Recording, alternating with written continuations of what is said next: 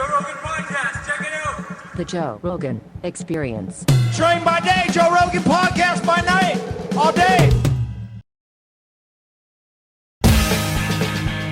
Hello, Tim Dillon. How are you? I'm wonderful. Thank you for having me. I didn't know you have no caffeine. No caffeine for years. How many years? About 2. What is that like? You sleep better. That's what I hear. Yeah. I was drinking coffee in the morning and then I would drink a cup at like 4. And I would drink a cup at 4. That would keep me up till 3 a.m. every night. Yeah. So I had to stop because I'm an addict. I have addictive personality and anything can become habitual. Yeah. So I had to be careful. I think I'm an addict too. Well, you control it better than most. Yeah, but it's the same. It's the same thing. You would be the definition of a high functioning addict. This has 300 milligrams caffeine. Now, what does that do? When you drink that, how do you feel? Sleep like a baby. Really? I could go to sleep under this table. Interesting. It's 300 million. What does a regular cup of coffee have? That's not even 100. I don't believe. I think if you go to Starbucks and you get one of them whammy jammy 20 ounces, Yeah. I think that's a couple hundred milligrams, right? We've done this before, right? 225, I want to say. 225. Starbucks is extraordinarily high in caffeine. 95? 8-ounce cup, which is very small. Oh, well, 8 ounce, but 20 ounces is a venti, right? So maybe a little more. Yeah, it's in the range. I loved it. I started drinking coffee when I think my dad got me my first. I wanted to try a latte. We were in the Hamptons. I was like 9. And he said, yeah, try it. And I started drinking coffee in my teens. And I kept drinking it throughout my 20s. And then I had to get rid of it. But I loved it. Nothing is better in the morning than coffee and a cigarette. And you got rid of both of them. And then I went back to, I go with cigarettes, I go on and off. Very bad. How you at right now? You Now on or is off? on. Yeah, But you're on. You it's- want a cigar? I don't want a cigar, unfortunately. You don't like cigars? I don't like cigars. Really? Yeah, because you don't inhale. So You what's could the try. fun? You can see what happens. Ugh. But I quit. I quit for 17 days. So I didn't smoke for 17 days, Yeah. and then I just started, and then I'll quit for 2 months, and then I'll start. It's very compulsive and very bad. And when you smoke, do you smoke before shows? Do you smoke all day long? I don't smoke as much in the day, but I will smoke. Maybe I'll have 1 or 2 during the day, but at night, because I like to talk and bullshit. Yeah. So if I have a captive audience of people, like at my house, in my backyard, or in the at the Comedy Store, if we're all standing in the parking lot, whatever it is, it's just the smoking. I was in Yeah. Denver, and when it's humid, you don't want to smoke. It doesn't feel good. But when you're in Denver and it's cool nights like LA, you're a chimney. It feels great. I mean, it doesn't feel great, but it does. Well, it gives you a nice head rush. It gives you a nice head rush. And of all the things I've been addicted to, cocaine, booze, pills, this is the hardest to get rid of. Really? Truly. Wow. This is the hardest to knock. Because I don't look, when somebody's drinking, I look at it, I go, okay, it doesn't look good to me. It doesn't, I associate it with so much trauma that I go, I can't grab that glass of whiskey, it'd be a problem. But it really is. I'm just like, that's just a cigarette. Just a cigarette. And it's a very tough addiction. Is it that it's just a cigarette? Like, you think it's no big deal to smoke it because it's not going to fuck you up. It's not going to get you drunk. Well, there's that. Then there's the addict brain that goes, we're having one. We're having one. We speak in the royal we. We go we. The addict brain is very interesting because it's a part of you, but it's also separate. Right. So it's like a separate part of you that isn't, it's somebody else. It's in there that goes, here's what we're going to do. And you start listening. You start going, okay, this seems like a good idea. And that's why when you go to AA or any of these programs, they go, you can think your way back into drinking or drugs because you can, because that addict, it's like weird. It's like, you see the obviously like, movies where there's a spaceship and then like there's a little module that just detaches from the spaceship. A pod. Yeah, a pod. That's the addict brain. It just attaches. It goes, all clear. Everything's good. Everything's good. Just do one. It makes sense to do one. You're at the Comedy Store. You had a good set. Yeah, you're amongst you friends. deserve it. You're in the parking lot. You're not doing heroin. People do heroin. It's just a cigarette. You're not beating a woman up. You're just having a cigarette. You can drive and smoke at the same time. How And bad can so it here's be? the thing. If they ban that, I think I'd quit. But driving and smoking, to me, is the most fun I've really ever had in life. There's nothing better than just rolling the window of a car. I bought that Range Rover. I said, okay, I'm not going to smoke it. It's a nice car. All my friends go, you cannot smoke in that car. And then the addict brain, I think 3 stoplights in, it goes, well, what the hell's the point? You own this car. You're gonna not smoke in the car. So I started smoking in the car. And when I was an addict, I would wake up and I would take 2 Percocet and I would get a bacon, egg, and cheese sandwich in Long Island and a cup of coffee and then drive to my mortgage job. I was like 20, 21, and I would smoke cigarettes. And I remember sitting in the car, and it was a piece of shit. It was like a Ford Focus. But I would go, I'm just happy. Things are just good. Yeah, Things you're are moving. good. Things are happening. Things are happening. I'm gonna get a better car and I'm gonna get a better life. But right now things are good. So that's the biggest problem for me is like it's still there. We were talking about Range Rovers before, about your Range Rovers fucking up. You know what I really just realized while we were saying this? You should be in a Cadillac. You should get a fucking Escalade. That's Have true. you driven one of the new ones? I've They're not. fantastic. It's a real Tony Soprano car. Oh the new ones are so good. I want to check them out. We've driven a couple of them whenever They're I so go to do big. a gig. Dude, they're easy to drive. Right. They're no bigger than your truck. Maybe Right. slightly bigger than Yeah. your Range Rover, but so comfortable, dude. Yeah. First of all, I know you like comfort. Right. You like that kind of thing. Yeah. They have this magnetic ride. It's adjustable magnetic ride thing. I don't know the technology behind it, but it fucking absorbs shit. Like bumps in the road, just go right smooths by. it over. Yeah. It's so nice inside too, and super comfortable. And the fucking screen goes like the dashboard is one giant screen. There's another giant screen to the left. Yeah, it's So nice. even get a video or an image of the inside. Look at the inside of these fucking things. I'm telling you, man, the new one, they knocked it out of the park. It's fucking amazing. I love it. I look whenever we drive places or whenever we fly places and we rent one, I look forward to getting in these things. Well, it's like a Lincoln Navigator. It's like a boat. It's like Another a one. luxury Yeah. yacht. That's Yeah. another one that's awesome. The new Lincoln Navigator is fantastic too. But I think out of the two, this is the one I would choose. It's pretty fucking dope. Scroll Yeah. back down again. And you know what? It's a lot less expensive than a Range Rover. And the RZA is doing a goddamn ad for it. How about that? That's the RZA from Wu-Tang. I love it. The guy was on my podcast and Donnell Wrongs fucked it up. Not really. Not It was really. a journey.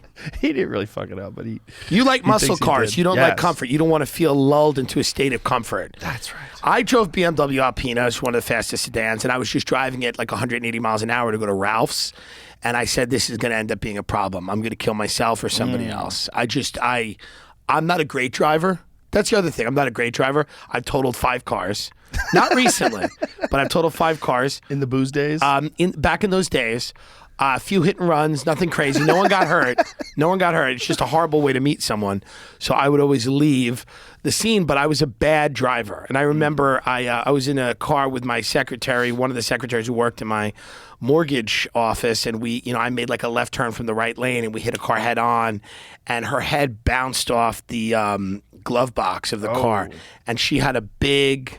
We were going to get drugs. I mean, and she's fine now, and she wasn't a triathlete. It wasn't like she was, but she hit her. You know what I mean? It wasn't. She was. We were both. both we're fucked up. sedentary. Yeah. But she hit her head, and it was a bowling ball size welt. Oh my God. That filled up with like blood or pus in the car, like immediately. Oh, and we Jesus. got out of the car, and I looked at her. I'm like, man, I'm fucked. And then I didn't drive for like a year. I've had my license suspended over 20 times. 20 times. Yeah, because I didn't pay tickets. So in Long Island, they would suspend your license. And it's a serious crime in Long Island. So I've been to jail just for a few hours, but because I drove with a suspended license. Like they take you to jail, and then you have to get bailed out. I mean, I had to pay thousands of dollars. So I'm not so there's something about a comfortable car where I'm just like, let's just chill. Let's I get just it. chill in an Escalade. Yeah. It's a good. My ultimate goal feeling. is a driver. Because there's something about just being in a backseat chilling that I do like. What if he starts complaining? Well, it's going to be Alex Jones. So he'll entertain me. He'll drive the car. He'll I've only be had drunk. half a bottle of vodka. Yeah, he'll be certainly Half a drunk. bottle of vodka, I'm fine. But I'm better now. No accidents, nothing. I'm very good now. No, I do like driving comfortable cars. Don't get me wrong.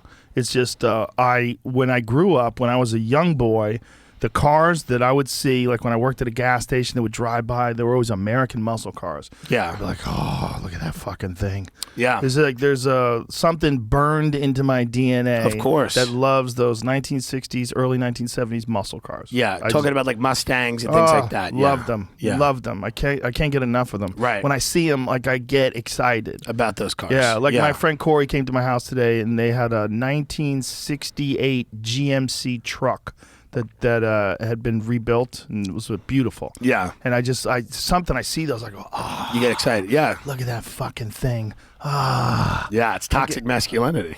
That's what it is. It's appreciation of American art is what it is. That was probably one of the best eras in America. And if you look at like the architecture, that mid-century modern architecture where you could find it like Palm Springs and parts of California and everywhere, but it's really concentrated there. That was the era when we were killing it across the board with what we were making. Manufacturing. Like we were making great products. Our houses were beautiful. We felt we were going to the moon or maybe, but we were trying to. So when you go back to that era, it's kind of cool to look at things that were made in that era when we really believed we were at our zenith. You know, we didn't know it, but when you look back at that, obviously it wasn't, people didn't have rights and things weren't nice, but just speaking strictly about the materials and the things we were making, we were top of the line. But at least there was a recognition that people didn't have rights and it was wrong, and they were trying to change it 100%. for the first time. 100%. Now we're at a point where we go, people have too many rights. Now we're going the other way. I am seeing people legitimately tweeting, transracial rights are human rights. Of course. They're legitimately trying to transracialism. There was a guy who got kicked off Twitter a few years ago. He was really funny, and he had a parody account where he would write hashtag wrong skin, and he was saying that he's black. He's the whitest guy alive. Right. And he was saying I was born in the wrong skin, but it was just, he was a comic. I used to go back and forth with him on DMs. I thought he was hilarious. I'm like, dude, your fucking account's brilliant. And he was just fucking around. That was his thing. And he was always promoting this transracial thing, but he was doing it just as a troll because people would freak out. They didn't realize it was a parody. They'd get mad at him. But people are actually fucking saying it now.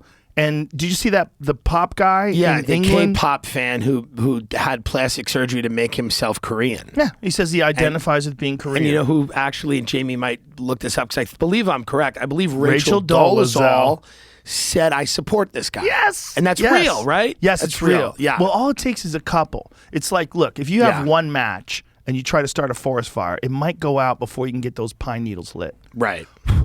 But if you have two matches, now you got a fire. We got two transracial people. Yeah. You might be able to look, people are willing to believe all kinds of nonsensical ideas. Rachel Dolezal, a white woman who gained notoriety for claiming she identifies as black, first of all, that's not enough of a description of her. She was the head of the NAACP. In Washington State? I don't know where, but she had power. Yes. I mean, well, arguably she was doing good things for black folks that lived there. She was running an organization that was designed to fight against discrimination, and she was doing it under a false pretense. Well, it's like, I always give this example. My mother's a schizophrenic. If instead of putting my mother in a mental institution and medicating her, we said, all of your ideas are great, and here's a profile in Rolling Stone, we'd have a real problem. It's the reality. Yeah. And she has real mental illness. It's not like I'm anxious. She's nuts. Right. And you got to medicate her, and she's got to not live in society because she cannot handle it. Right. This is a fact. If we were to then encourage this behavior, go, no, it's a good idea. This is a great idea. And if she was on the internet, people might be going, no, you're right. Elvis might be your father, which is something she used to say at Christmas. She used to go, it's very possible that Elvis might be my father. And my grandmother would go, I didn't have sex with Elvis. And then my mother would go, but then you might not be my mother. She's nuts. Real nuts. And that's why I get upset at these people that are like, I'm not upset with them, but like everybody now has a thing. I'm anxious. I'm depressed. I'm tired. I'm attacked. And, you know, the reality is real mental illness, you don't get a comedy special. You don't get a profile in Rolling Stone. You get locked up. Yeah. Truly, because you're a danger to yourself and others, which my mother is. And I see this and I go, this is not people that are operating with full use of all of their faculties. Something is wrong. Something's wrong, but it's wrong in a mild way where they can justify this Yes. weird thing, especially at this time in society, Right. where we'll tolerate this. We'll tolerate it. Not just tolerate it, we'll encourage it. It'll be encouraged. I think people are going to be transracial. I think in the next few years, transracialism is going to be like fully embraced. And then we're going to have black folks on our side because they're going to go, Right. hey, Yeah. now this is is crazy. too much. This Yeah. is crazy. All this stuff about trans women Right. competing in the Olympics, Right. that wasn't as bothersome. Yeah. Dave Chappelle has a fucking brilliant bit about it. I About don't want to that. give away the bit, Yeah, of but he's course. got an amazing bit about it. Yeah. It's strange. It's hard to care about all this stuff, right? I think that's also something that people you know, are wrestling with how to do. Well, also, this guy picked Korean. Right. The thing about Koreans is notoriously hard workers, Right. notoriously very, very tough to get them to complain about shit. Right. They're not the type of people that they fucking grind. Right. No, Koreans, like, you know, obviously this is a generalization, but Right. very hard workers. Right. Very well educated. They embrace like this idea that you're supposed to go out there and earn your Right. place in life. If someone comes along and says that they're Korean, they're not going to give a fuck. They don't care. They're not going to freak out. They're just like, we're Right. working. We're Right. busy. Yeah. Yeah. It's crazy. It's wild to think that we're approaching that time, but we probably are. In a few years, 2 we're years. definitely going to have transracialism. We're going to talk about this in 2 years. There's going to Yeah. be transracial. There's going to be like groups that are Right. designed to help transracial people. Yes. There's going to be transracial people that are going to try to Well, get it's the end. involved in It's just the end of the West. affirmative action for China's transracial gonna people. win. China's gonna win. And the reality is, at this point, it's almost like they may deserve to win. Like, this is really so scary where you go, when you look at it, when you watch the YouTube videos and somebody goes, there's an innumerable amount of pronouns, and I will tell you what I'll be called, when I'll be called, and this, that, and the other thing. And you watch people argue about this, and you go, here's the new language we've invented overnight.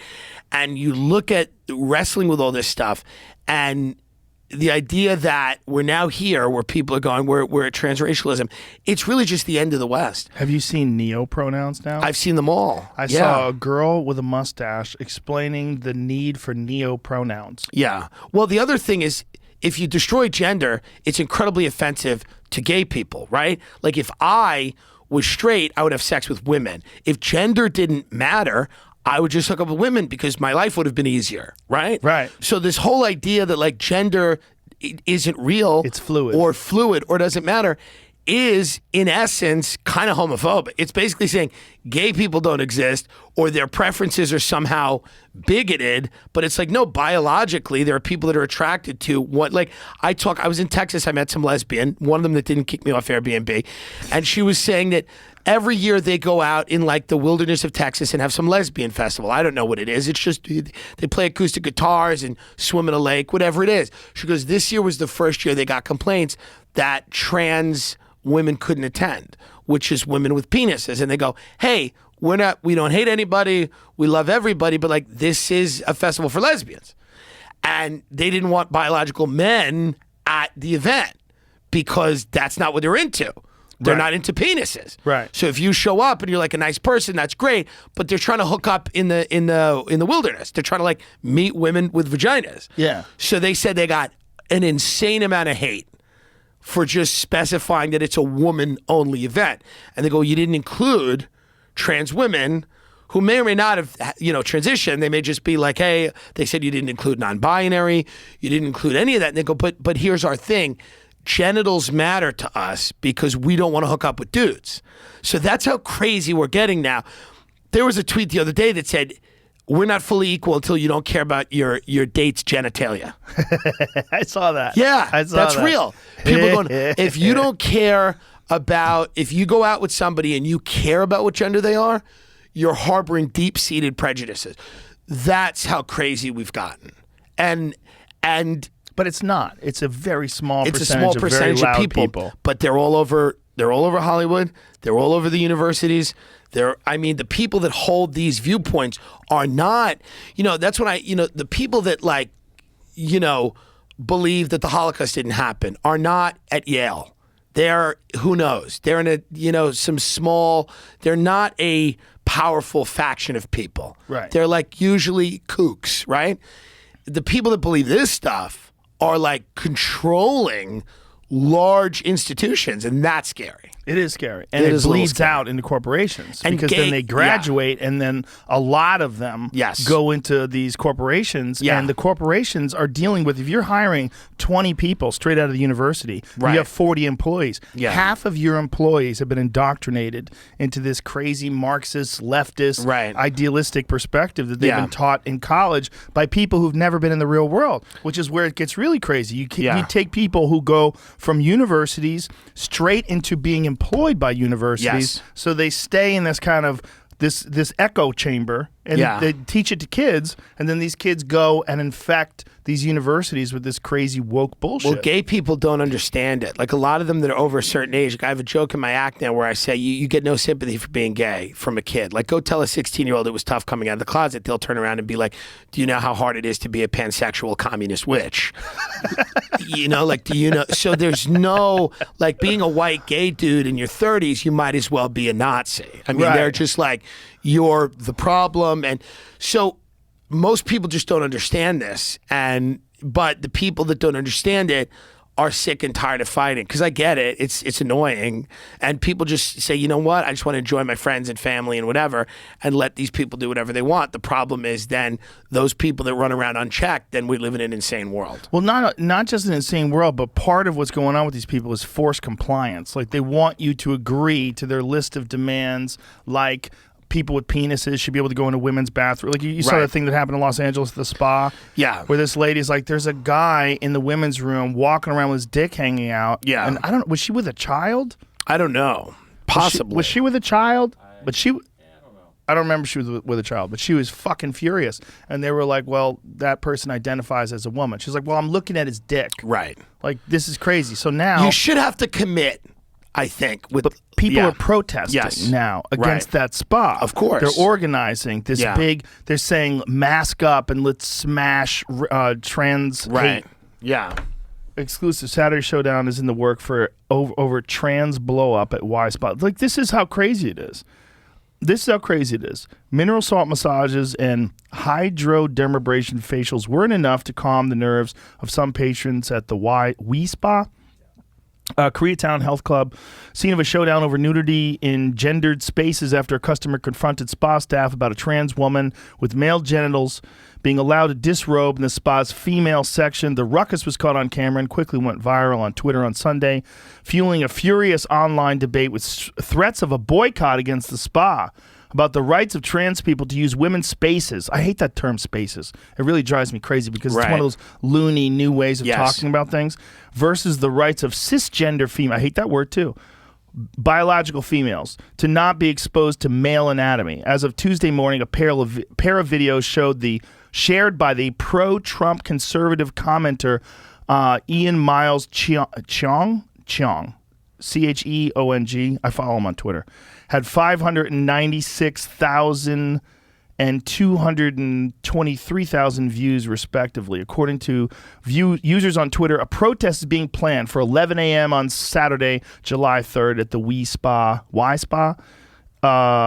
Counter-protesters are calling for their ranks to arrive at 10 a.m. Jesus Christ. So let's play it. Let's hear what it happens, because I didn't listen to it. Clear with you. It's okay for a man to go into the women's section, show his penis around the other women, young little girls underage. Your spa we spa condone that. Is that what you're saying? Like I asked. It's so he can stay there. He can stay there. What sexual orientation? I see a dick. It lets me know he's a man. Yeah. He's a man. He is a man. He is not no female. He is not a female. He is not a female. Hold on. So now He this is is not a a female this is a to me. black woman, I believe. Okay, I think scroll she's down Hispanic. there. Okay. Other women who are highly offended for what they just saw. Well, this is what And you Kurt did Metzger would call an nothing. intersectional car crash. Yes. Because now you have to go to like a court and go, who gets to... The argument about trans, which you all understand, there's genuine cases of gender dysphoria, and people say I'm happier in the other gender, and some of those people can't afford surgeries, and a lot of them want to have them. But the whole argument was like, this is how seriously that trans people feel about being in the wrong body. They're willing to correct via surgery. Right. And the new argument is that the don't have surgery is incidental, Yeah. and that your lived experience, your identity, is going to be something that people are always going to have to inquire about and may change 3 times during the day. And this is just not. It's not efficient. Let's talk about efficiency. It's not efficient. I mean, if you go out to a restaurant, you're supposed to go, here are my pronouns, here are his pronouns, and then the waiter's supposed to go like, here are my pronouns. And it's like, hey guys, who gives a fuck? Yeah. What are the specials? Like, Yeah. there's nothing efficient about this. And we can't honor and respect every human being's need to feel good at every moment of the day. Being uncomfortable and feeling weird is where people grow, and you're just going to have to grow, unfortunately. It's not an efficient society to just make sure that you're never offended, you're never misgendered. Well, if you're a man and you do a good job of looking like a woman, people are going to call you she. And if you are a woman and you do a great, like I will call Caitlyn Jenner she, I'll call her governor. I'm supporting her to be the governor. I think she's the best option. And I'm unironically. Well, I think she's probably good. she has some good points. She about has great the police. points. She has some good points about traffic and homelessness. She's got good you points. need a conservative trans person in that state. It's not a bad idea. It's not a bad idea. And I'll start listening to non-binary people when I see non-binary conservatives. See, I know trans people are real because there are trans conservatives. Right. But if there's no non-binary conservatives, I'm waiting for somebody to say, I am they, them, and I love my guns. And I love the cops.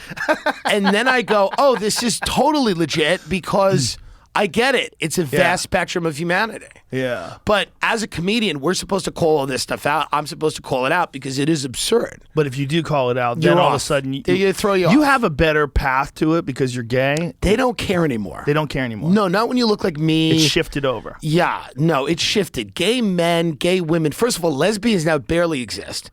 Literally, there's 9 lesbian bars left in America. What? Because everybody's going, I'm going to just be non-binary. They're saying, Now, of course, lesbians didn't do a great job with their bars. Let's be very honest. But 9 is wild. So Is that a number? it's a number. There are 9 lesbian bars left in America. What? It's crazy. How's that possible? Because lesbians are disappearing. They're just disappearing. Where are they going? They're becoming non-binary. Is that real? Yeah. This is what's happening. What about like lesbian communities and like lesbian? They're all older people. A lot of young people are becoming non-binary. People really are. This is something that is happening. And I'm not saying everybody has to feel like a man or a woman, but I get it. I feel feminine. Sometimes I feel masculine. Sometimes I think every human being on earth does. I don't know why there needs to be a classification just because you're experiencing a full range of... Well, it's in vogue. Emotions. That It's is in part, vogue. and nobody That's wants to right. admit that. Nobody wants to admit that that's part of the appeal. Yeah. Of what's going on is it's actually fashionable. Have you seen that video? Did I ever play you that video where the girl comes out to her friends at in a park? She goes, I have an announcement. Yes. I'm a guy. Yes. And everyone's like, amazing. I love you. My name's Theo. Yeah. I go by he, they. Yeah. First of all, how can you go by he, they? And why is your name Theo? Because she likes Theo Vaughn. Ugh. Come on. I love How- Theo Von too, but hey. I just think it's just strange.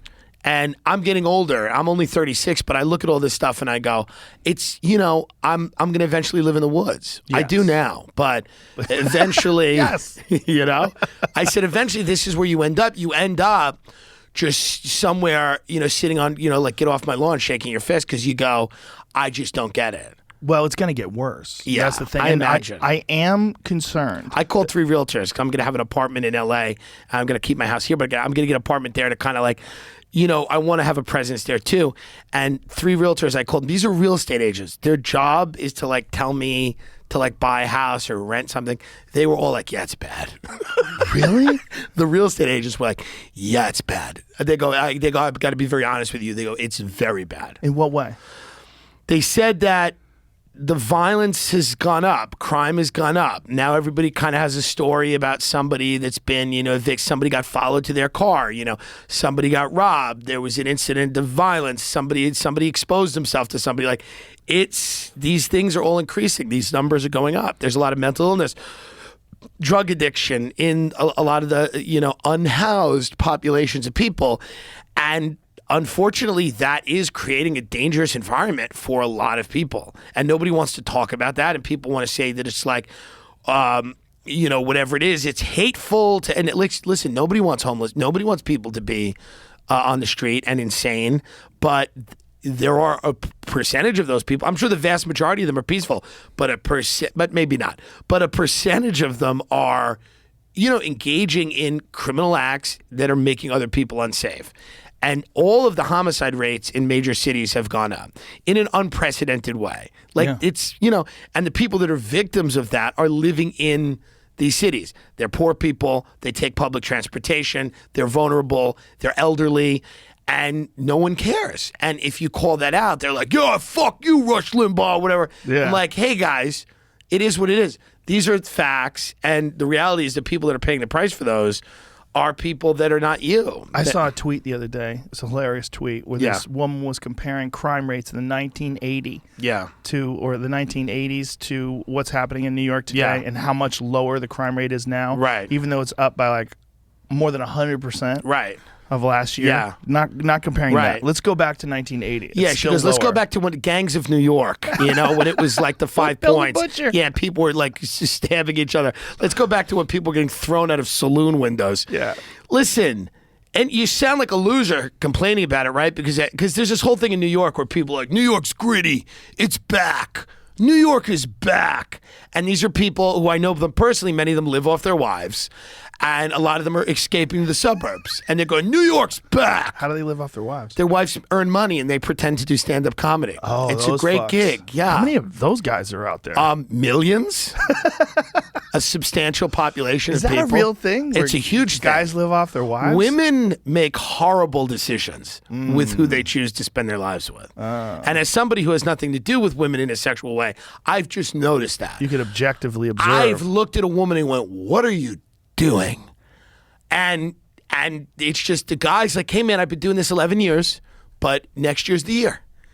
And, and they go, okay, I'll just work 8 hours a day and you just get high, play video games, and tweet. And it's rough. And those are the people that are like, all cops are bastards and BLM. And I'm like, yeah, okay, great. That helps. Well, they also they tune into the zeitgeist, right? So they find out what is the They're just saying whatever they have to say. What's the thing? What of do I the- have to say what's to the get a phrase job? of the day How to do get I people get to think that I'm woke? Yeah, how do I get a job on NBC's new series, That Bitch Bad on Peacock? It's streaming on Peacock, and I want to write on it, and I just want to go to these parties and take Adderall in Silver Lake, Los Angeles. So what do I have to say? I don't care what it is.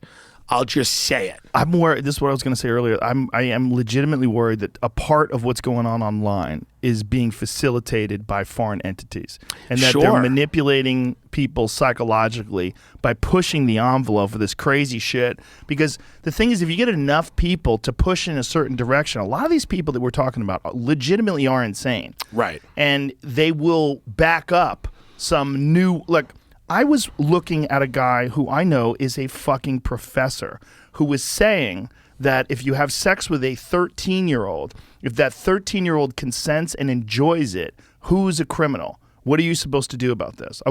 Somebody sent me this, and I was like, this guy used to be he'd been on my podcast before. Yeah. And I'm watching this argument. I'm like, this is patently insane. Yeah. You're talking about a grown adult, a 40-year-old having sex with a With a child. 13-year-old? Yeah. A baby. It's crazy. It's fucking nuts. It's absurd. But these kind of ideas get promoted and pushed, and it gets to the point where people start accepting this as something that you should accept. Right. And they start pushing it. Right. And you got to go, where is this fucking coming from? Is this coming from a legitimate delusional person that doesn't understand how human psychology is?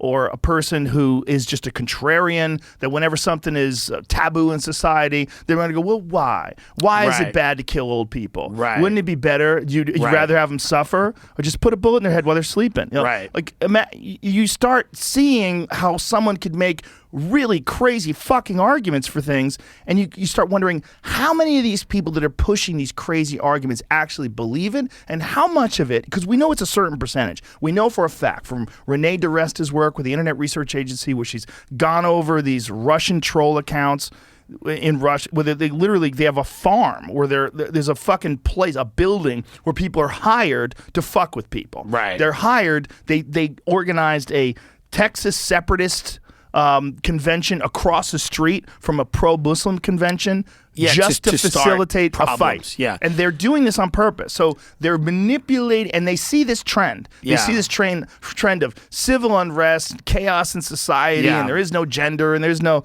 I guarantee you, some of what's moving this stuff along is manipulation. I bet it is, and I bet it's easier than they thought. Like, I bet if there are those, I'm sure there are those Russian troll farms and there's Chinese troll, they're like, this is shockingly easy. Yeah. I bet everyone takes lunch early. I bet they throw out like 2 tweets. They're like, we got to really stay on them. We got to stay on them. They go to their supervisor. They go, you're not going to believe this. We worked for 5 minutes and they've taken it the rest of the way. Because there's a lot of mentally unwell people here in this country. There's a lot of people that are psychotic. I mean, I have aunts every day on their Facebook that are telling you that Trump is still the president. He still has the nuclear codes. And they're on Facebook assuring their Facebook feed, don't worry about it. Trump still has the nuclear codes. And they're doing that in between sharing recipes for, like, peach Melba. We're a little wacky. What was the thing that you tweeted the other day? This is the QAnon of the left? It was the guy there's a guy that's like, I'm in a restaurant, no one has a mask, and I am sick. He goes like, I am scared and I feel like, and it's just this crazy, insane fucking thing where you go, dude, we're a year and a half in, large number of people are vaccinated, a large number of people have had it already. What are you doing? And it's the QAnon of liberals. They need it. Panic porn. They need it. They want it because it allows them to be morally upright and superior, and it's fake. So it doesn't matter. Like, putting a mask on doesn't mean you're a good person. It's like, great, okay, you were considerate, which was great. It's the lowest level. I've always said this. I'm like, go to any of these people. Go, you want to like volunteer at a soup kitchen? They'll stare at you like you're crazy. They've never been to a shelter in their life. Right. They've never ladled. Like, back in the day, to be a good person, you had to like go to a shelter and like ladle pea soup in a bowl and hand it to somebody. And you had to volunteer. You had to be a big brother, big sister. And like, instead of kids going home, now it's like the least you can do. It's just like you're just sitting in a restaurant, which is probably an expensive restaurant in Los Angeles, and the guy's looking around. Like, the first time I went to LA to have meetings after I did the Montreal Comedy Festival, a woman pulled up in a white Bentley. We were sitting outside. We both ordered Eggs Benedict. She said, I'll have, Eggs Benedict. She goes, Avo on the side. And then she goes like this to me. She goes, I never knew what it was like to live in fascism, and now I do. And then she went on this whole thing about how we're living in a fascist country because Trump had been elected, and she pulled up in a Bentley, and we're sitting in this beautiful area of Los Angeles. The sun's out, everybody's eating like great food, and in her mind, this was her like struggle session, like this was her thing, and I think something broke when Trump won. Something broke, and I don't know what it is, and it might take years later to find out what it is, but I think just the idea that he could win fucked people up. Well, it was a combination of events, right? Yeah. It was Trump winning, the chaos involved, and all the people that were convinced that Trump was somehow or another going to lose. Right. And that then he won. Right. And then they couldn't believe that he was the president, and then they thought he was going to go to jail. What's that fucking crazy guy with the glasses that was always ranting and raving from a basement on GQ?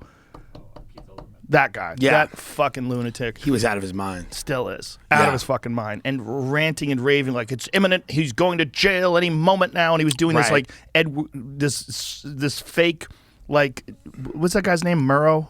Edward R. Murrow. He's Yeah. doing like a version of that. Right. And so everybody was like frothing at the mouth. Yeah. Then we get to the end of Trump's reign. Yeah, nothing happened. Nothing happens, but Yeah. then the Capitol Hill attack. And then those people on the other side are at it, their minds going like, he's still the president. Well, I've been reading things Yeah. about the Capitol Hill attack that have Yeah. been fascinating. Really? There's a lot of people that believe that informants, and not just informants, but people working for the government were a part of the manipulation of the Capitol Hill attack the same way.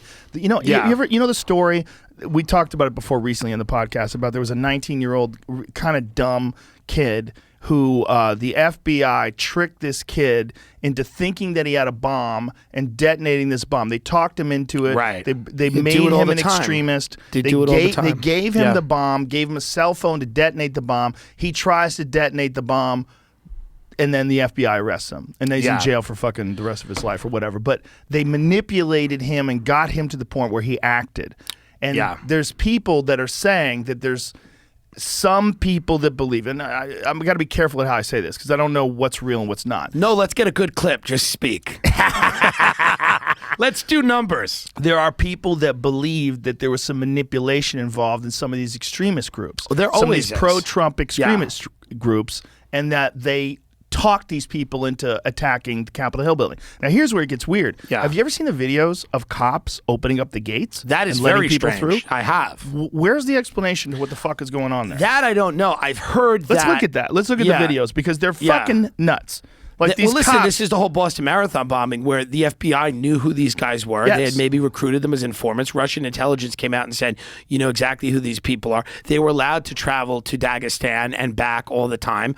I believe that the FBI had, when they had a trial, they put special administrative measures on the trial, meaning that you didn't hear one peep out of that trial. Where the cameras weren't allowed in the court. It was a very closed proceeding. And now the one guy that's alive is locked up in Florence ADX Colorado prison, and no one can speak to him or get to him. So it clearly, every movement from COINTELPRO to anything, I mean, Oklahoma City bombing, people say that like, you know, McVeigh was part of a group that they were surveying and they had informants and they were trying to recruit people. And a lot of times these things go wrong organically, or the other thing is, do they go wrong because they're allowed to go wrong or encouraged to go wrong? well, this was the Alex Jones take, that they allowed it to go wrong so that they can install new laws and that they can institute these Perhaps. new laws But Trump- to Trump's- survey people. Yeah, Trump's speech was very like Oh, yeah. incendiary. He was very Oh, much yeah. like, they're doing it in there. He's pointing at the Capitol. He's No like, doubt. they're doing it in there. Pence is doing it in there.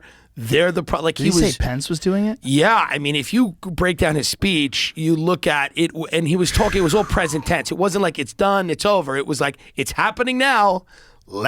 So So watch this. The police open the fucking gates. Look at this. So here's the cops. Look at the cops are literally That is fucking opening the weird. gates and stepping aside. And look at this fucking hoodlum is calling these people through. So this is literally insanity. It's insane. And the cops are taking selfies with some of these people. So I think some of these people were like MAGA cops, right? So they Yeah. thought it was a good idea that these people were attacking they the were Capitol like, it's building. just they're just having Yeah. a little fun. Yeah. The fact that a guy thought he could walk through with a fucking conservative flag, or with a Who was the Confederate guy flag. with the? Look at with- that guy. Yeah, I mean the guy with the horns Yes. and the hat, Oh, he's Jake fucked. Angeli. Yeah. And he should be. I mean, he charged into the Capitol, but it was very cartoonish. It looked like a high school theater group that had lost their minds. Well, it's a bunch of kids living in their parents' house. Yeah, well, it's Like old that- people. These are like old people. That guy with the hat. Yeah, it was the living in his buffalo parents' hat. house. He Yeah. lives at his parents' house. It was the natural. He's a loser. I'm sure that they absolutely had people in there. I think, you know, when you look at a lot of far alt-right figures that just disappear, a lot of those guys are probably feds. There's probably feds in Antifa. I'm sure there are, because if they're not, they're not doing their job, right? Right. They have to. be there, and they have to monitor these groups, and they have to get information. Well, I bet they also manipulate them and get them to do wild shit so Of they course. can arrest them. And it delegitimizes any of, you know, there was a great argument about the hippie movement in America. The hippie movement in America, the Vietnam War, opposition to the Vietnam War started with the Catholic Church.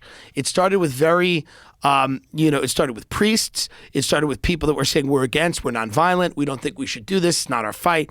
And then it became drenched in psychedelic drugs. It became about free love. And if you look at who's pushing all of that, it is a lot of these interesting cults and groups that have real ties to U.S. intelligence. And that's a fact. And it doesn't mean that it wouldn't have happened anyway. Maybe they sped it up. Maybe they accelerated it.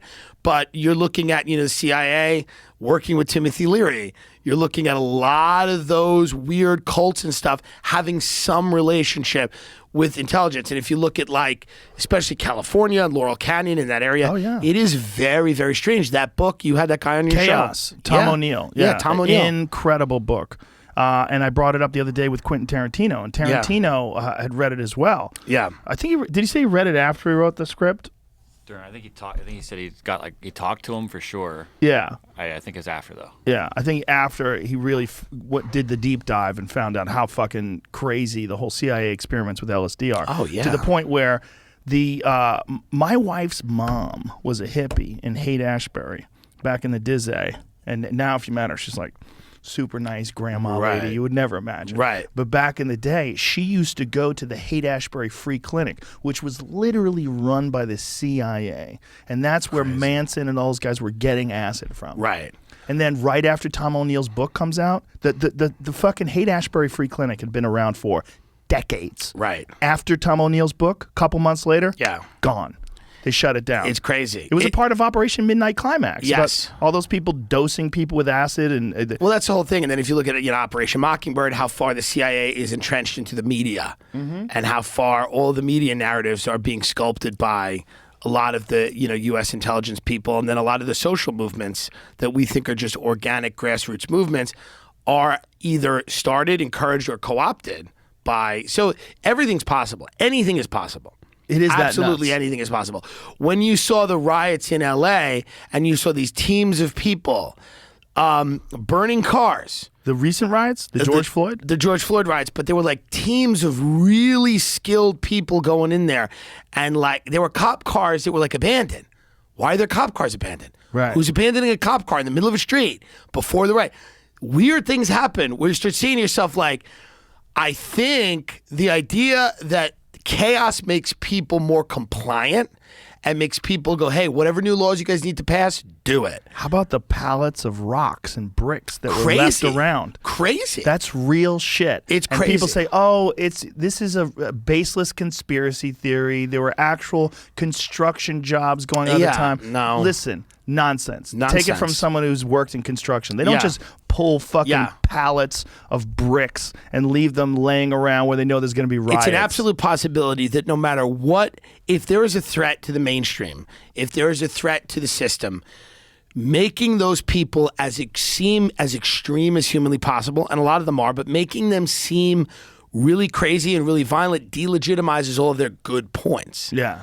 And what it allows is it allows people to then dismiss anything that comes from that group or that whatever that base of ideas. Did anybody ever do an investigation on the plates of the pallets of bricks, like a legitimate independent organization do an investigation to figure out what the fuck was going on? Because so many people that were showing up at these protests, and even where there were no construction sites, would find these pallets of bricks. Pallets of bricks.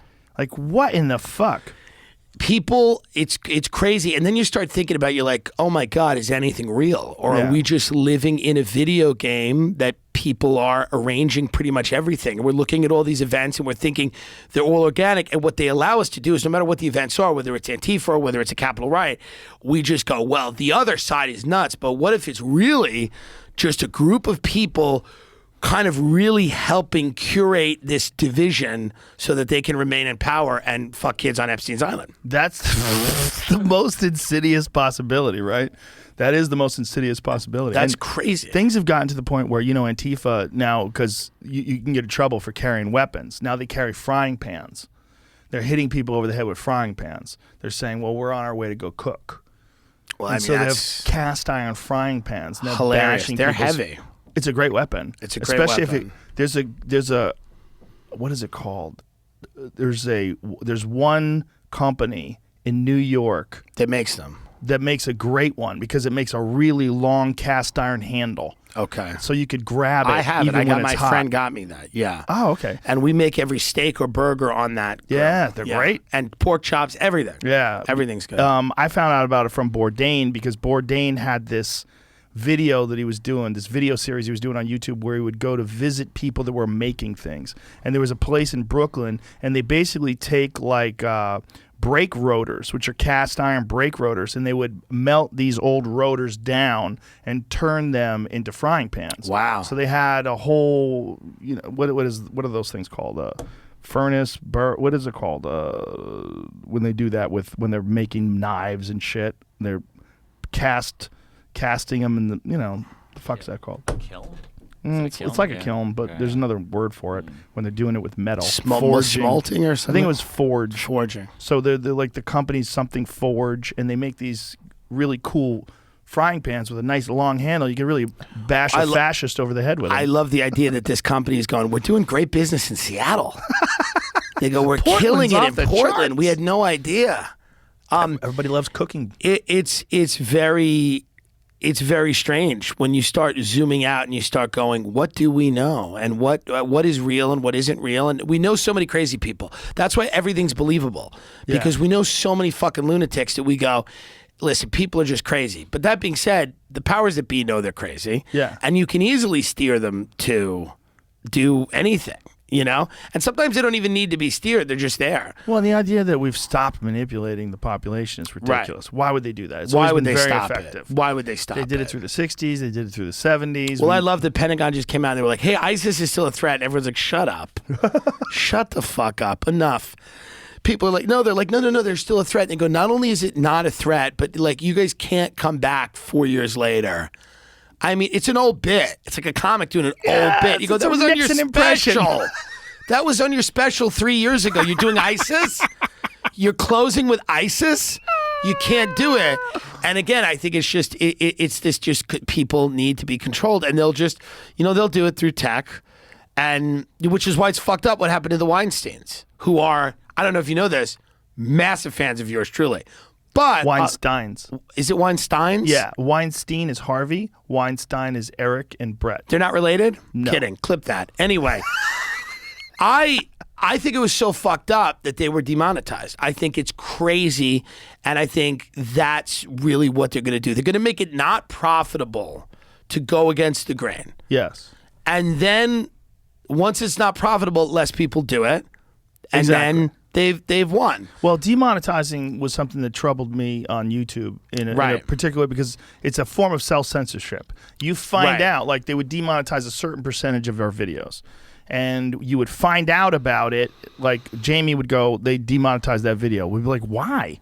Like, you talked about the election, or you talked about, but we didn't even say anything bad. Crazy. It was nuts. It was like there's certain subjects where you couldn't touch, and if you touch them, automatically and then you'd have to appeal, and sometimes you'd win the appeal, and sometimes you didn't. Here's when we found out that it was all horseshit. Right. As soon as we switched over to Spotify, because when we switched over to Spotify, magically, all of our videos were available for monetization. So for the 3 months that we were on YouTube and Spotify, where they was on both, they let us monetize everything because they wanted to make the money off of it. They're like, look, he's leaving. Right. He's going to go to Spotify. So it was based in nothing.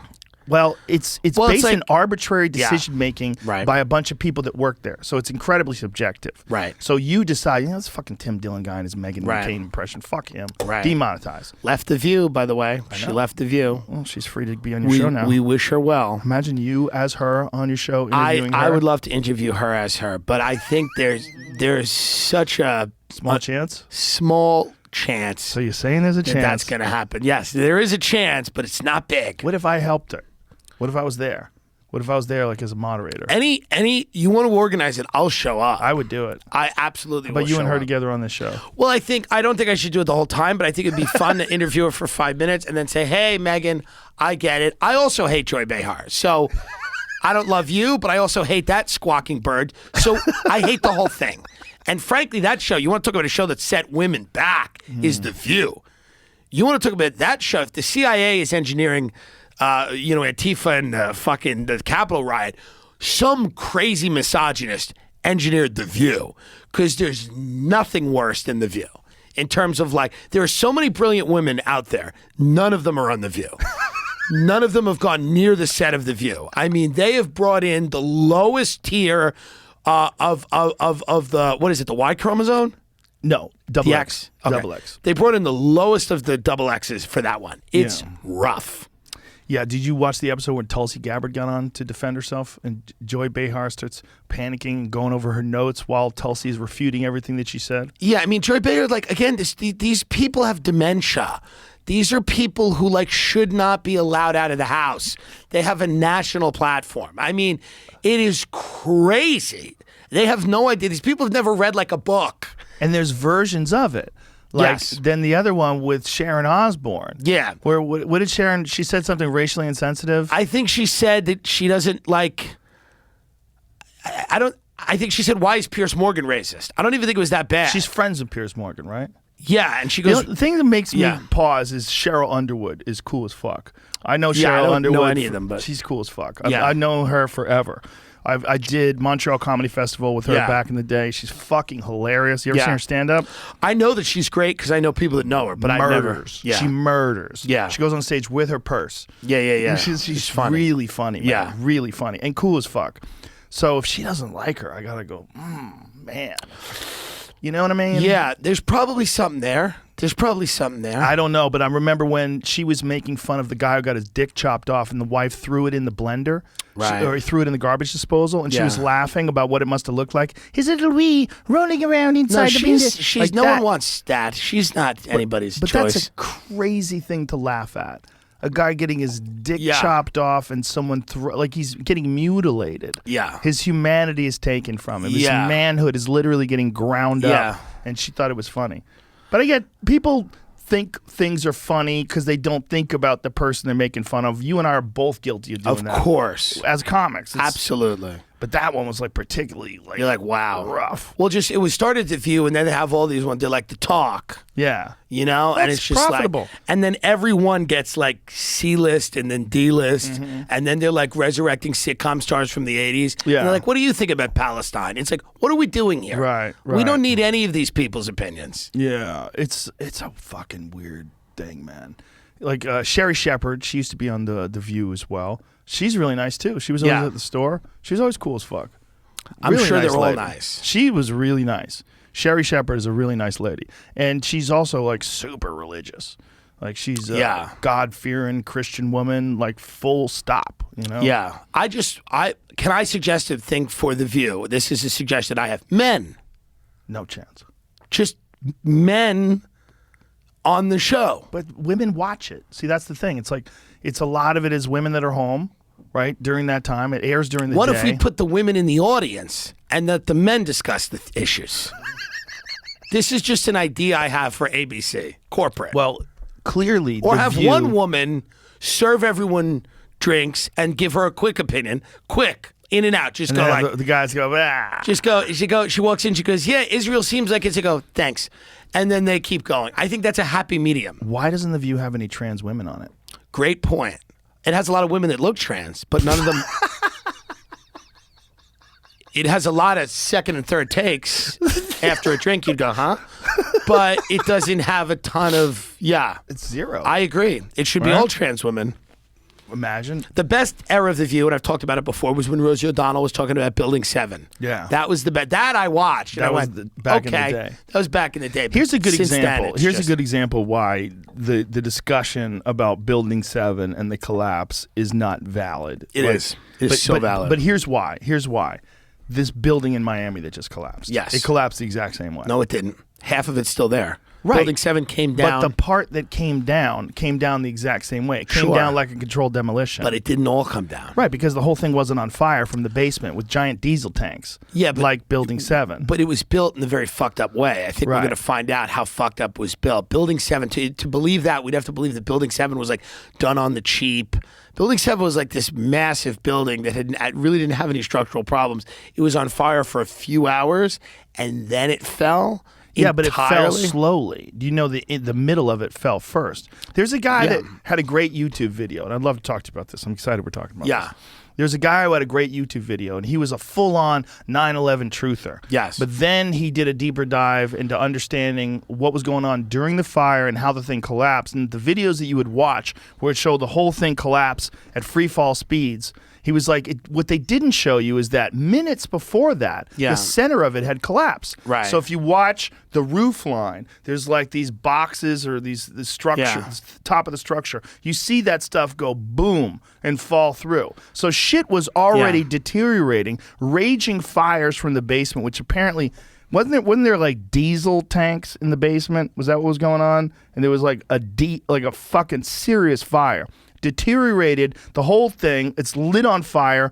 All the steel gets weakened. All the concrete gets weakened.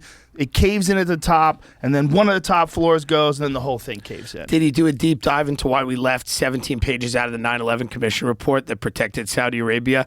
4 days after the attack, Prince Bandar was in the Rose Garden, or on the balcony of the White House with the President of the United States. 15 of the 19 hijackers were Saudis. We completely exempted them from any culpability and attacked 2 countries that had nothing to do with it. Well, that is a real conspiracy. Well, that's the real conspiracy. Crazy. Yeah, it is fucking crazy. That's but it doesn't crazy. mean that the building was a controlled demolition. I don't know that listen, that building collapsed in a very strange way for a building that was not hit by anything. But it was destroyed. The parts of the building were destroyed. There was big chunks of the building that were fucked up, and there was a raging fire. I understand that. But what do you think happened? You think they detonated it? I don't know that we'll ever know. But if you had a why guess. is Larry Silverstein saying pull it? Yeah, what did that mean? What did that mean? What did that mean? I don't know. Maybe it means something. I don't know. Yeah, what did How it are they mean? making phone? I can't get service on my phone when I take off. How are you making a phone call at 25,000 feet in the air from a cell phone telling them, we love you? Is that real, though? Yeah. But did people really do that? They said they people said really they did that. did. But Well, that was the flight that many people believe got shot down. You know that story? yeah, that's potentially true. But Potentially very true, because this was one that there was was heading. a few flights. The best documentary is called 9/11: The New Pearl Harbor. It's 5 hours. It's made by a guy named Massimo Mazzucco. In a rainy day in Austin, which we have a few of, I'm telling you, watch the doc. I watched it to debunk it. It is very difficult to not come away from it going, hey, at least I don't understand what happened. I don't know why there's not a video of the plane hitting the Pentagon. There's 80 security cameras. There's not one video. There is a video. There's absolutely not. There's a video of Not it. of a plane hitting the Pentagon. There's a video of something hitting It's it. a fireball. No, I'm telling no. telling It's you. an object that slams into the Pentagon. Yeah, but it's supposed with to be one an- of those shitty. Those cameras are shitty. Like those security cameras, especially security cameras in 2001. They're really shitty cameras. But you can see this thing hit the Pentagon. What looks like the nose of a plane. It's a fireball. It's hard to tell what it is. It does not look like a 737. But Or if a 767 737, or whatever whatever it is going 500 miles an hour with a shitty video camera, Show us another angle. They don't There's have 80 another angle. There's 80 angles. No. There's 80 cameras. How is there not top another secret. angle? We're protecting you. Yeah, well, thanks. Thanks. The 9/11 Commission report said this was set up to fail. Here it is. Here's the Here's the plane. video. Let's see it. That's not a plane. What is it? It's not a plane. Let me see it again. I have no idea what it is. You know it's not a plane. That is Joe. That's a plane. That is not a plane. It's not a plane? Not a plane. Jamie? I don't know. That's pretty quick. That's not a plane. What is that? That little thing? Oh, you know what? It's not a plane. That's not a plane. Wait a minute. That's not It's a not a plane. plane. It's Let's just do what that it again. is. Hold on a second. It's not a plane. If it is, well, first of all, It may identify as a plane. How big is a 737? How many people are on that bitch? A lot. Say that. Play it again, Jamie. Let me see it again. That's a plane. That's It's not a plane. No, it's not. Wait a minute. Let's see it again. See it again. Okay. Right there. What's No. that? That's a Not a plane. plane. Not a 737. How do you know? I'm telling you. But if that building is as big as I think it is, that might be a plane. First of all, Jamie, can I get your take on it? What do you think that is? All right, Jamie- Plain size. There's not Jamie's a lot controlled. to look at here, right? That's So kind of plain size. Look how it's how far away do you think that explosion is from where the camera is? Well, listen, you know when when you're going into LAX and you're driving down that road and the planes are flying right over your head? Tell me that's not a small size plane. It's not a I 747. know it's flying like 10 feet off the ground. Right, but it's landing. It's Right. coming into land full clip because it's going to slam into the building. when it hit the building. The building's only like 5 stories. Or Some of the something, heaviest right? part of the plane. Some of the heaviest part of the plane is the wings, right? They're the heaviest part of the plane. The fuselage, the middle of the plane, is relatively less heavy. It's where the people are. This, that, and the other thing. The wings don't really make any impact. It just goes in, which would make no sense. hold on. The fuselage should Pepsi can. No. Do you know why the wings are heavy? Why? Because they're filled with fuel. But they should have snapped off. But Where they blew up in a fire, man. There's chunks of fucking plane all over the lawn. I don't know. I don't know. Just show us a picture. I don't know, but I'm loving this argument. But here's I love here- these arguments. Here's the deal. The wings, like the idea that What do you think, Jamie? I haven't looked at the Pentagon one in a long time. I do feel like there were not that bad of security cameras all over the place. there's for there to not 80 be cameras. one Just camera. show us. I will shut my fat mouth and never bring this up again if you just show me a photo of a video, even a grainy one, of something that's a plane going into the Pentagon. Oh, okay, we'll show you. Show him again, Jamie. This is He not hasn't seen this it. is not a plane. He wasn't paying attention. But show him Joe, again. this is not a plane. What is Find it? another And by the one. way, this is a doctored video. By the way, if you watch the documentary, you'll realize it's actually a doctored video. How they so? actually they doctored it. They go frame by frame in the video, and you can see how it's doctored. Really? It looks a lot more like a cruise missile I'll than find a a different plane. one. That looks like a cruise missile that's It flying looks like- 6 inches off the ground? It looks weird. It does not look like a plane. I don't know. It looks like a plane to me.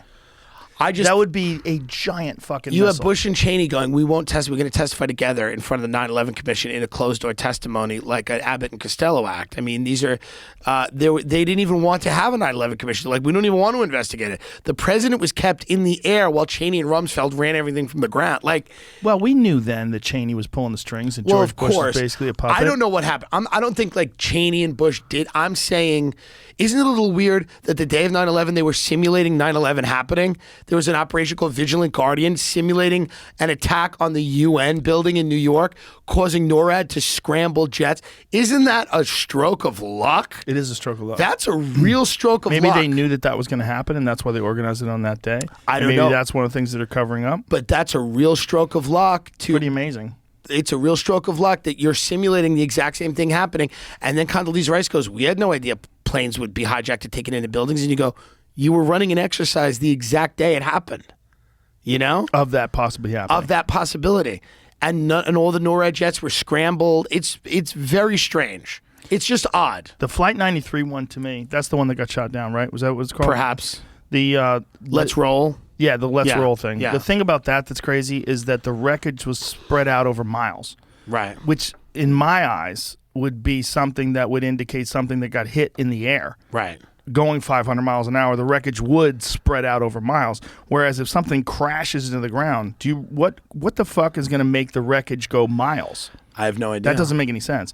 And I know for a fact that in situations like that, they are instructed to shoot planes down. Right. If they know that a plane is going heading to to the crash into the White White House, House, they're going to shoot that plane out of the sky, even if it's filled with civilians, because those civilians are doomed anyway. Right. They're casualties, no matter what you do. Yeah. If the plane has been hijacked and it's going to fly right into the president's house, they're going to shoot that plane down. Of course. And there was eyewitness accounts, whatever the fuck that means. The problem with eyewitness accounts is they're always fucked.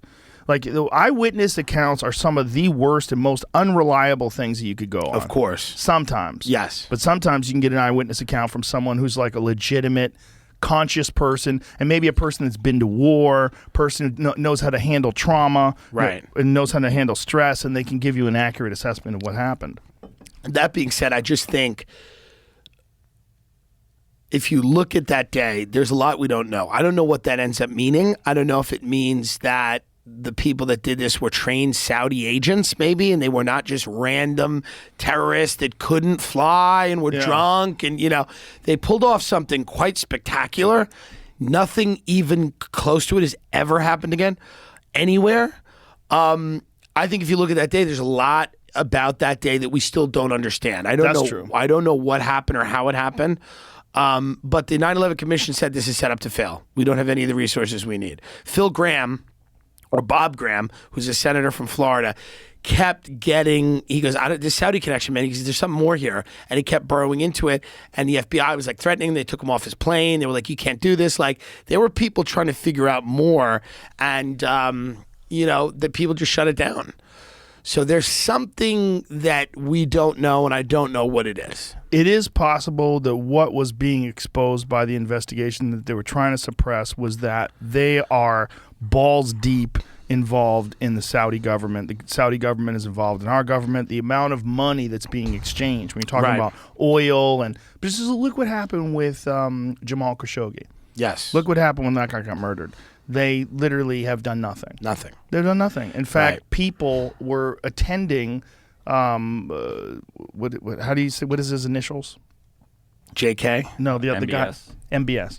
They were Mohammed attending Osama, something yeah. that he did just like a couple of years later. There was Yeah, they don't care. no. It's the documentary The Dissident. Have you seen it? No. Brian Fogel's documentary. It's a good one. It's brilliant. Yeah. It's brilliant. It's terrifying. It's terrifying because they fucking killed this guy because he was criticizing the government. It was real clear. A guy who was a journalist from the Washington Post. They organized killing him in the Turkish consulate, and they did it. They pulled it off. Right. It's wild. It is crazy. But I mean, these are things you go, hey, I'm never going to know the truth. I'll die without knowing the truth. Yeah. We're never going to know. It just seems fishy. The amount of money involved in oil. It was explained to me by someone who said, and this is someone who is an incredibly wealthy person. He said, when you think about rich people, you think about which rich people that are publicly rich. And he goes, Jeff Bezos is the most publicly rich person. Right. He goes, but the royal family in these Saudi Arabia, in these oil-rich countries in the Middle East, they have trillions of dollars. Private well. They have crazy money that they don't have to report. Yeah. They're monarchs. Right. Yeah. It's You don't know how much money they have. No, and the extraction of natural resources is still really at the top of the food chain in terms of money. yeah. It's huge. Oh yeah. Yeah. I remember I was reading this story about it was a documentary. Well, it was a bunch of things, story and documentary as well, about the Sultan of Brunei and how he used to rock it. And what the Sultan of Brunei used to do was he would get girls from TV shows, from movies, and he would say, I want to fuck her. Have her come visit me, and I'll give her, like fucking $10 million or something crazy like that. And girls would fly over there and fuck this guy. Wow. And he had a disco in his palace because he was beyond wealthy. Insane. He's beyond wealthy Right. in this extraordinary way that we could never really possibly understand.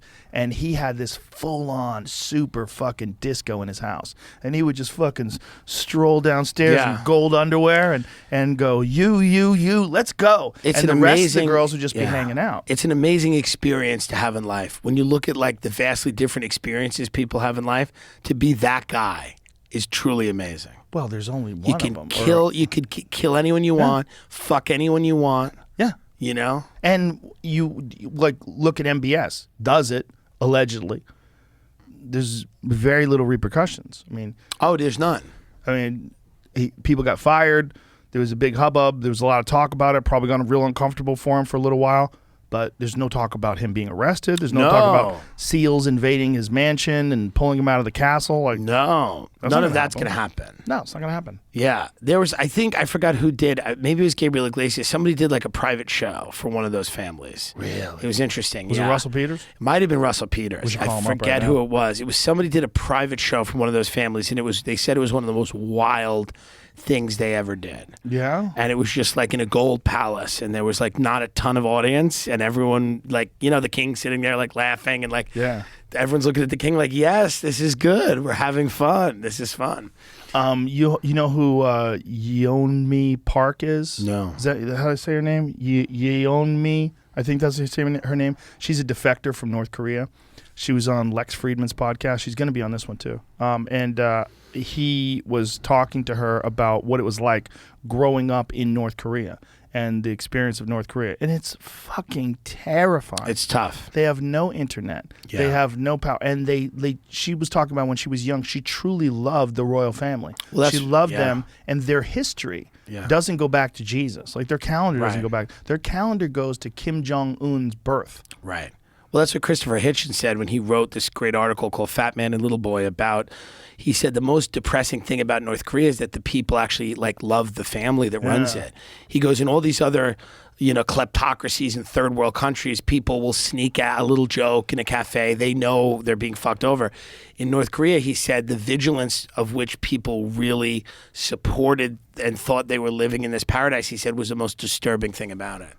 Like they had destroyed people's psyche and just sense of reality to a degree that it was like, he had been all over the world. He said that was really disturbing. In the beginning of Lex Friedman's podcast, where he explains what happened with North Korea and how during the 90s they had this massive famine where an undisclosed number of people died from starvation.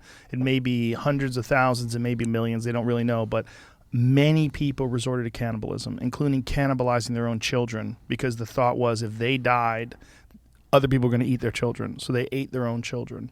That is a negative governmental strategy, That is like as bad as it gets. It's as bad as it gets. It's as bad as it gets. It happened with Stalin, too, and that's one of the connections that he had to it because his grandmother survived what Stalin did in, what year was that? So the 40s? What happened with Stalin and Ukraine? He loves Putin, though, Lex Friedman. Well, he's interested in what Putin stands for, and he doesn't think. I think his position is I don't want to speak for him, so let me just say generally, I think all of this shit, whether it's the way the United States government handles things, where they pretend that Joe Biden's running the world, right. all of it's bullshit. Right. At least with Putin, it's transparent. It's not good that Putin poisons his rivals and has people assassinated. That's the thing. No criticism of Putin is ever, does it for me ever comes with, a cosign of what we've done, because we've done horrible things. Well, but you do have to look at what Putin does and you go, he's clearly poisoning all of his enemies. There's something going on. Something's going on and it's not good. Or people love him so much they're doing the dirty work for him. That's not happening. Why leave it to chance? And so I just think you have to, listen, I get it, but Lex, I was texting with him the other day and he goes, they have integrity. I said, I don't know if it's integrity, man. The guy wants absolute power and he just wants to kill everyone that gets in his way. I don't know if that's integrity. Have you seen that mansion that he's having built? Oh, it's beautiful. It's insane. It's beautiful. It's this enormous compound. Is it in Austin? No, I'm kidding. No. That's Elon's house. Yeah. Is he going to be in Austin? Elon lives in a tiny house. Oh, interesting. That's what I read. I haven't asked him. Interesting. Yeah, he sent me a text the other day and I was going to ask him about that, but I said no. Putin is worth what, $1 trillion? They don't know. They don't know how much. No one has any idea. Because it's all bullshit. Because it's like he's Right. got complete control over It's what all gets Bitcoin? reported. No. Yeah, it's all Dogecoin. Right. Or there's a mini Doge now. Are you in crypto heavy? No, not at all. Not at all. No. Interesting. I think it's a Ponzi scheme. I own a Bitcoin. I was paid a Bitcoin to do the Bitcoin conference. I was given some Bitcoin and I cashed it all in for Fight for the Forgotten. Oh, good. To The give it to charity. The charity. Yeah. Okay. Well, that's good. That was. I have 1 Bitcoin and 5 Ethereum. So I'm just on the train. We'll see where it goes. What's more valuable? Bitcoin? Bitcoin's the Bitcoin most is popular. clearly more valuable, yeah. What is that worth now? 35, Jamie? About 35,000. So it always gets up pretty high, and then people are like, get out now. And then they sell it, or Elon tweets something, and then people sell and it crashes. What I think it's going to be is, it's clearly a speculative asset where it is driven largely by, Elon tweeting has been maybe the main driver of it, gaining and losing value. Which is bananas. It's crazy. Well, that's when the fake anonymous video came out, where Right. people were pissed off at him for doing that because they're like, you're fucking up people's lives Yeah. with these tweets. Well, it's the other thing is there are true believers that believe it's going to replace gold, and I don't know if that's going to happen. There's a lot of people that believe it will be the reserve currency, and in 10 years it'll be worth $1 million a Bitcoin. I don't know. Who knows? It's a very interesting. The guy that started it is either dead or no one knows, but he has the Satoshi. Nakamura. Yeah, he's Nakamoto? got. I forget how many coins he has. He has 1 million coins, Yeah. and they don't know if he died or if He has 1 million coins. He has 1 million of them, and they don't know if he died or if he. They don't know who he is. They don't know who he is. He's the Banksy of crypto. He could be one of 3 people. How crazy is the Banksy situation? How does no one know who Banksy is? I think people know. I think they know. I think Who they know. knows? I don't know. Do you know? I'm pretty sure they know now. I don't think the guy who they think it is has admitted to it. Oh, they think they know the guy? Wasn't it? I Like, feel someone like said it was someone in a band. Yeah, they nailed down like every time this band played somewhere, the Banksy thing showed up like the day before or after or something. I like that. I think that's fun when people are anonymous. I Yeah. think that's good. I Yeah. think it's fun when people do things like that, and then people have to figure out who Oh, they it is are. fun. It Yeah. is fun. It's definitely fun. Mysteries. Bigfoot's fun. Why not? Yeah, it's all fun. And Bigfoot is. You think there's any possibility that he's still around? I don't think so. No. Unfortunate. It's possible. If anything, the density of the forest in the Pacific Northwest would be able to shelter some kind of Do creatures you think like he that. was around at one point? Yeah, it's 100%. 100%. Yeah, it was a real thing. It was a thing called the Gigantopithecus. They actually have bones that would indicate it was a bipedal hominid, an enormous one that they think is somewhere between 8 and 10 feet tall. And it existed for sure during the same time as human beings, as recently as 100,000 years ago. Where is the most credible account of somebody seeing that hominid? There's none that are really good. Okay. There's no really good accounts. That's the problem. Yeah, the Patterson-Gimlin footage is horseshit. It's, Right.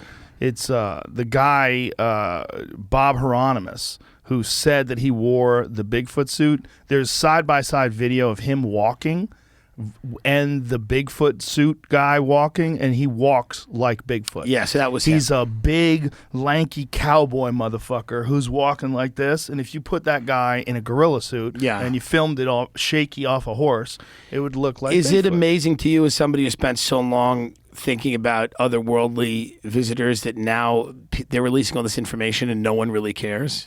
Well, the world is in such chaos No now. one cares. No one cares. I couldn't if care this less. happened during the middle of the Obama administration Oh, when everything it'd was be going news. great, it would be giant news. And what is the news even that the Pentagon just can't account for all these unidentified flying objects? Yeah, they don't know what they are. There's some of them that could easily be drones because they're not moving at spectacular speeds. Right. They're just sort of like hovering over aircraft carriers. Those could be drones. They could be some new style of drone or some new kind of technology that maybe some foreign government has.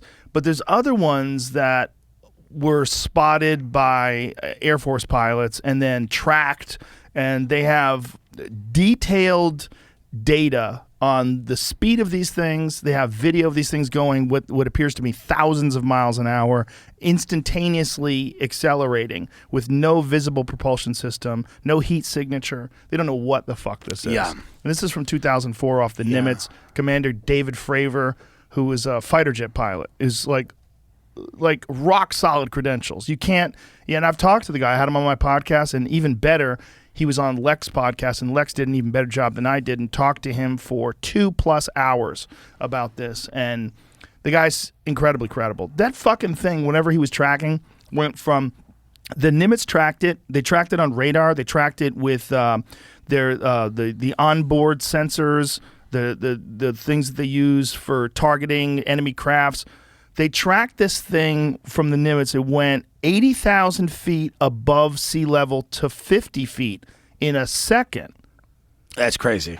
They don't know what the fuck it is. They don't know what it is. They know that it was jamming their radar. They know it was jamming them, and then it moved when it took off at insane rates of speed. They couldn't even watch it. It just, it's gone. And then it re-emerged at the cat point. The cat point is the predetermined location where the jets are supposed to scramble to during this exercise. So it's literally saying, I know where you guys are going. Right. You're going over here. Right. Whatever the fuck it is, who knows? But does that mean that it's from another planet? No. It could be some fucking insane technology that the military's developed. That we don't know. It could be Because DARPA. have you seen that shit where the military, there's patents for UFO type, see if you can find what those are, because they're developing, or at least they've attempted to develop some sort of gravitational drive that would indicate that at least there's been some thought about developing a craft like that. Now, If you put a person in one of these things and you shot them off thousands of miles an hour, they turn into jello. Right. But who says it's a person? Who knows? We got a rover on Mars right now Right. taking pictures. There's a helicopter attached to it. Right. You got high-resolution photographs from Mars. Here it is. Docs show Navy got UFO patent granted by warning of similar Chinese tech advances. This is what I'm saying. Patent document indicates that the U.S. and China are actively developing radical new craft that seem eerily similar to UFOs reported by Navy pilots. Now, if this is like on paper somewhere where they're trying to get patents and they're telling you that the military already has something like this, what we're getting is years later. Right. They've been probably developing shit like this for decades. Forever. So they Yeah. probably have some sort of working thing that can move in extraordinary ways. We are not going to care until there's a Mars attack style raid on the White House, Yeah. like that movie. Yeah, if you're not going to, if you don't land with ray guns and start blasting people, I don't even give a shit. Like, no one's going to care. We're real weird with it now. Yeah. I've always said that if aliens are real, Earth is the Tijuana of outer space. You're not kidding. And they come down here when they're fucked up and they want Right. to see a show. Yeah, that's exactly right. And then they're they not leave. trying to. No one's trying to save Tijuana. No, no. nobody's thinking about it. Yeah, it's a place that you go and they mention it in a movie. Yeah. Every now and Go then. see a donkey show. Yeah. Robert Rodriguez features it in a Yeah. vampire movie, and then you get out of there. It's interesting. It's the one conspiracy that I've never gotten into that much because there's just, the information is so tough to come by that I've just always said nothing would surprise me. Nothing would surprise me. There's something going on. There's Oh, something indeed. going on, but what that something is remains to be seen. Have When you the- seen that video of the Men in Black that walk into this? It's just two very tall, weird dudes that walk into like a hotel and then leave. Jamie, you can find it easily, and it's just these guys that were supposedly like, you know, something weird happened, and supposedly they're guys that come in like after something weird happens and like shut it down, and they're both very tall and very. And I don't know if it's fake or not. I don't think it is fake though, but I don't know. It could be fake. Where can one find this video? It's on YouTube or something. Jamie can find it. It's the real Men in Black. It's like the real, you know, whatever. You know, supposedly there was something that happened where, I don't know, somebody went in after it. Like somebody had to go respond to something, and these two like weird looking dudes came in. Very strange. There's got to be a Men in Black. If we know about, there's got to be some part of the government that deals with that. Well, there's two schools of thought, right? One school of thought is that the government is way too incompetent to ever keep anything from anybody. That's not true. That's not true. Right. And there's other schools of thought where you're like, no, there's a perceived buffoonery that's attached to some level of government because there's a lot of people in government that are fucking idiots. Right. But there's a lot of people that work at UPS that are fucking That are idiots. idiots, yeah. But if you get to the highest levels of the organization, They know what they're doing. Yeah, I mean, if you're going to send to the highest levels of the CIA or the NSA, you're going to probably be brilliant. Right. What are the Right. odds that you're not? Right. You're probably going to have a And deep, a good person. No. the best people. But you're going to have a gonna deep be smart. understanding Yeah, of what's going on. of foreign policy and how to manipulate things and Did you not intelligence find the and- Men in Black video? Not really. I found something, but it was like it was animation and stuff. It wasn't really like a hotel. So, No, I don't know if it was a hotel. It was just two guys that walked in and then left, and they looked the very video strange. I found is it's like a description of events of like that happening. I didn't find it Okay, like, well. actual video. I'm looking. Well, it's always been one of those things, a part of UFO folklore, right? That these Men in Black folks, Yeah, they that- look oddly fake. They look like fake-looking skin when Right. they show up. Yeah. But that's what I would do. If I was going to go interview some guy about UFOs, you know what I would Yeah. do? I'd put like weird white makeup on. Yeah, yeah, And I'd yeah. dress in a black suit and I'd ask him strange questions while wearing sunglasses. Yeah. And I'd have him freak out. Why not? Why not fuck with him? Yeah. Why not leave him to the point where what he's going to tell all of his friends is so crazy, no one's going to believe it? Well, that's part of, I think, what a lot of it is. that- Imagine if you have Yeah. an aircraft that's shaped like a pyramid, right? And you're flying it over Philadelphia. Yeah, here it is. Okay. That's all it is. I don't know what this. Yeah. is, though. Dudes Well, wearing suits. But That, it is. to me, that proves it. Yeah, what is that? It Real Men in proves Black. it to me. What does it say? That proves it to me. But what is the Niagara Falls. Show canceled. What is that? Immediately. Okay. What is he saying? Finally, we have perhaps the most conclusive evidence of the real Men in Black. A hotel in Canada, and the manager was a little disturbed when his bellboy informed him that the previous day the hotel had been visited by 2 tall men dressed completely in black who demanded to speak to him. Maybe they were They Johnny had- Cash fans. Yeah. What the fuck does To that me- mean? So they're just men. This is what's ridiculous about conspiracy theories. Those are But they 2 didn't guys I think wearing they didn't suits. have eyebrows. I have a suit. Do you have a suit? Yes, but I don't think So they had what? eyebrows. Now that What is this? They had no eyebrows? Oh, see, that's what I would do. I would fucking shave my Right. eyebrows or put some makeup on over them so that I look like a weirdo, and then make them real uncomfortable when they're telling their friends, "Man, you're not Yeah. gonna fucking believe this. Look at these guys." here they are. Okay, that's got to be from a movie, right? What is that? What is that image from? Let that guy play it out. Let's And hear. that concludes our look at the Men in Black. But Oh, remember, come on, guys, that guy's this got has striped been a ties. look at just a handful of real-life accounts involving these mystery men. There are many more stories to look at online.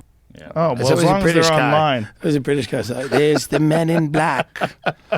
There are long- many mysteries to look at. As long as there's more stories. Yeah, online. That's There's all just more that's important. content online we can sink our teeth into. Rabbit holes. Yeah. I love to go down 'em. What do you think's gonna happen? Do you think in 20 years people are gonna look at us as like prehistoric creatures with all this stuff because they'll know a lot of it? They'll look at us and they'll go, "What are you talking about?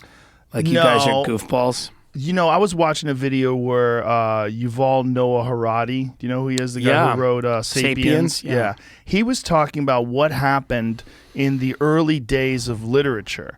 And that in the early days of literature, see if you can find this. It's on his Instagram, and it's very, very interesting. It's a speech that he's giving where he's talking about disinformation online. And he said that in the early days of literature, the things that people were reading weren't books about Galileo. It wasn't about, nature. Right. The early books were how-to books on how to spot witches. And they were the most Right. popular books. So everybody Right. was reading witch books, and they were killing witches. Right. So who knows how many fucking innocent people were murdered where they thought they were witches because they had read these books Yeah. proclaiming this is how you spot a witch. Right. Which is what he was saying is exactly the kind of disinformation you're getting now with this new media source. So Right. the old media source being printed word, all of a sudden it's in a book, it must be true. This new media source, I read it online, it must be true. I saw a Right. video, it must be true. But it's the same type of thing. Right. So what they're And trying every to now do. and then they hit on something right. Every now and then they do get a witch. Yes. Right. I But guess. yeah, of course. Maybe. There was absolutely witches. There were annoying women. Let's say that. Yeah. there's There were definitely been annoying women that no women. one missed. Yeah, for sure. Sure. Absolutely. There had to be. I mean, it's a thing. It's a Yeah. real thing. Of course. Looking for the Men in Black thing, I stumbled across this. It apparently was in a leak from Edward Snowden's, a dump of stuff he put out. This is in 2014, the article. This is a PowerPoint. The Art of Deception, Training for a New Generation of Online Covert Operations. And what sticks out here is a couple slides in, it says what they're looking for is we want to build cyber magicians. And then it goes into this long, thread of how. And this is they something would do that this. Edward Snowden exposed? Yes. So what this is, explain what this is. So I'm trying to look through because it says on it secret. It says USA. There's pictures of 4 guys lifting up a tank. Oh, which- yeah, but you know what those are? Those were inflatable tanks that they inflated and installed to trick the Russians or to trick the Nazis into thinking that they had troops moving into specific areas where they weren't really. It was a deceptive tactic. That's Right, you could yeah. find that online. I love that. There's video of those If you guys go back picking up It says attention, perception, sense making, behavior, effect. psychological building blocks of deception. Wow. Yeah. Well, for sure they know how to fuck with But people. here's how are you Whoa. going to use social media to do it? This is something. Okay, it's on The Intercept, right? Which was Correct. where Greenwald used to work.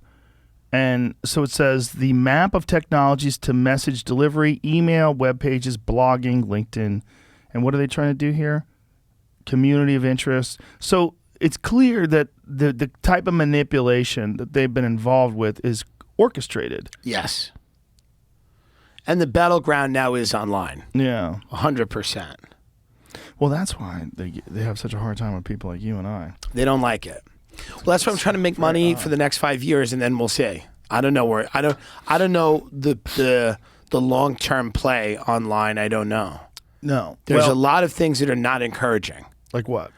The demonetization of certain channels, the call to limit topics that you can discuss, those things to me are, they don't bode well, particularly for the future.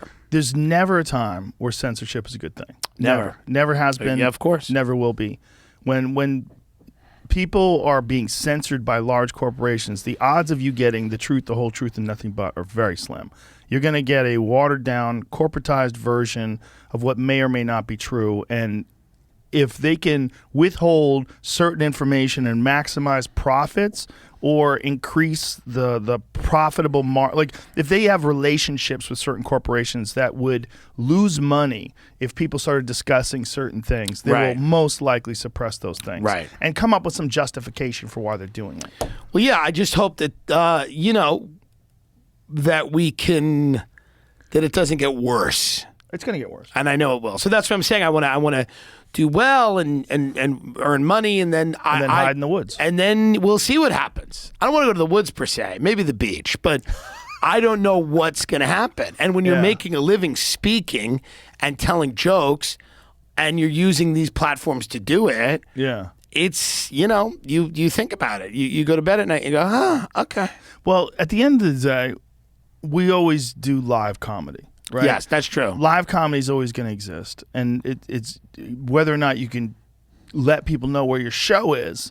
Well, that's going to be harder and harder. That's going to be I mean, imagine if you're Donald Trump right now. It's very difficult to even tell people like what you're thinking today. He can get it out. But if you today, of course, like if he wants to banned tweet from everything, can't tweet. If you want to put something on Parler, who's reading that? Right. He started that new platform though. He bailed on it. No, yesterday.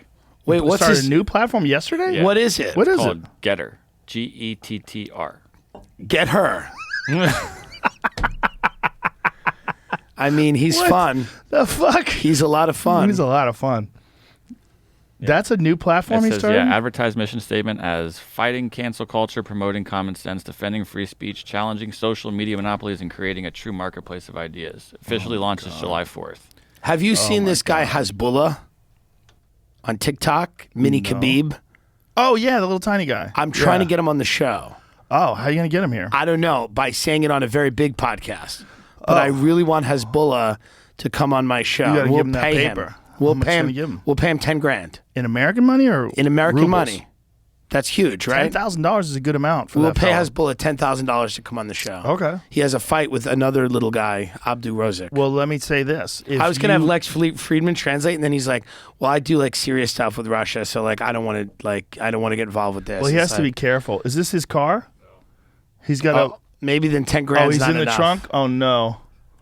Dude. He's a gangster. He's everywhere, though. He's everywhere. They're doing an amazing job with him, I have to He's say. doing a great job. And Mini Khabib. Mini Khabib. Whoever's handling him is doing a fucking phenomenal job. Because he's like 18, right? yes, did you see the press conference with him and the other kid? Yes. Jamie. I mean, it's amazing. Look, he's everywhere. How many followers does he have? 2 million now. Look, he's sitting on fucking Khabib's lap. Yeah, we're just trying to get Mini Khabib. Did Well- you hear the TikToker YouTuber fight? Did you watch any of that? No, but I want to say this. Okay. I want to just put this out there. Yes. If he's willing to go on your podcast, I will promote it on my Instagram page, which has 12.8 million people. I will help him. I will talk about it on this podcast. I'm doing so right now. We're going to clip it and send that to Mini Can Khabib. I be there? I would love you to be Will you there. do it here? We'll do it here. We'll do it here. Yeah, I'll be We'll do there. it here. I'll be there. See, this is Abdul Yes. Rozik, and this is, and they're very angry, and they're talking about Hezbollah has accused him of advertising sports betting during Ramadan. No good. Is that what he accused him of? Yes, and the other guy has accused Hezbollah of using crass language during Ramadan, which is also not good. Wow. Yeah, so we're trying to get Hezbollah on. I have very few goals. and this is one of them. It's incredible how much they've elevated this guy's platform so quickly. It's like that one little video caught fire. Yeah. And it wasn't that long ago. And then all of a sudden, there's this massive push behind him, and I see him everywhere. Every time I open up Instagram, I see a little video of him.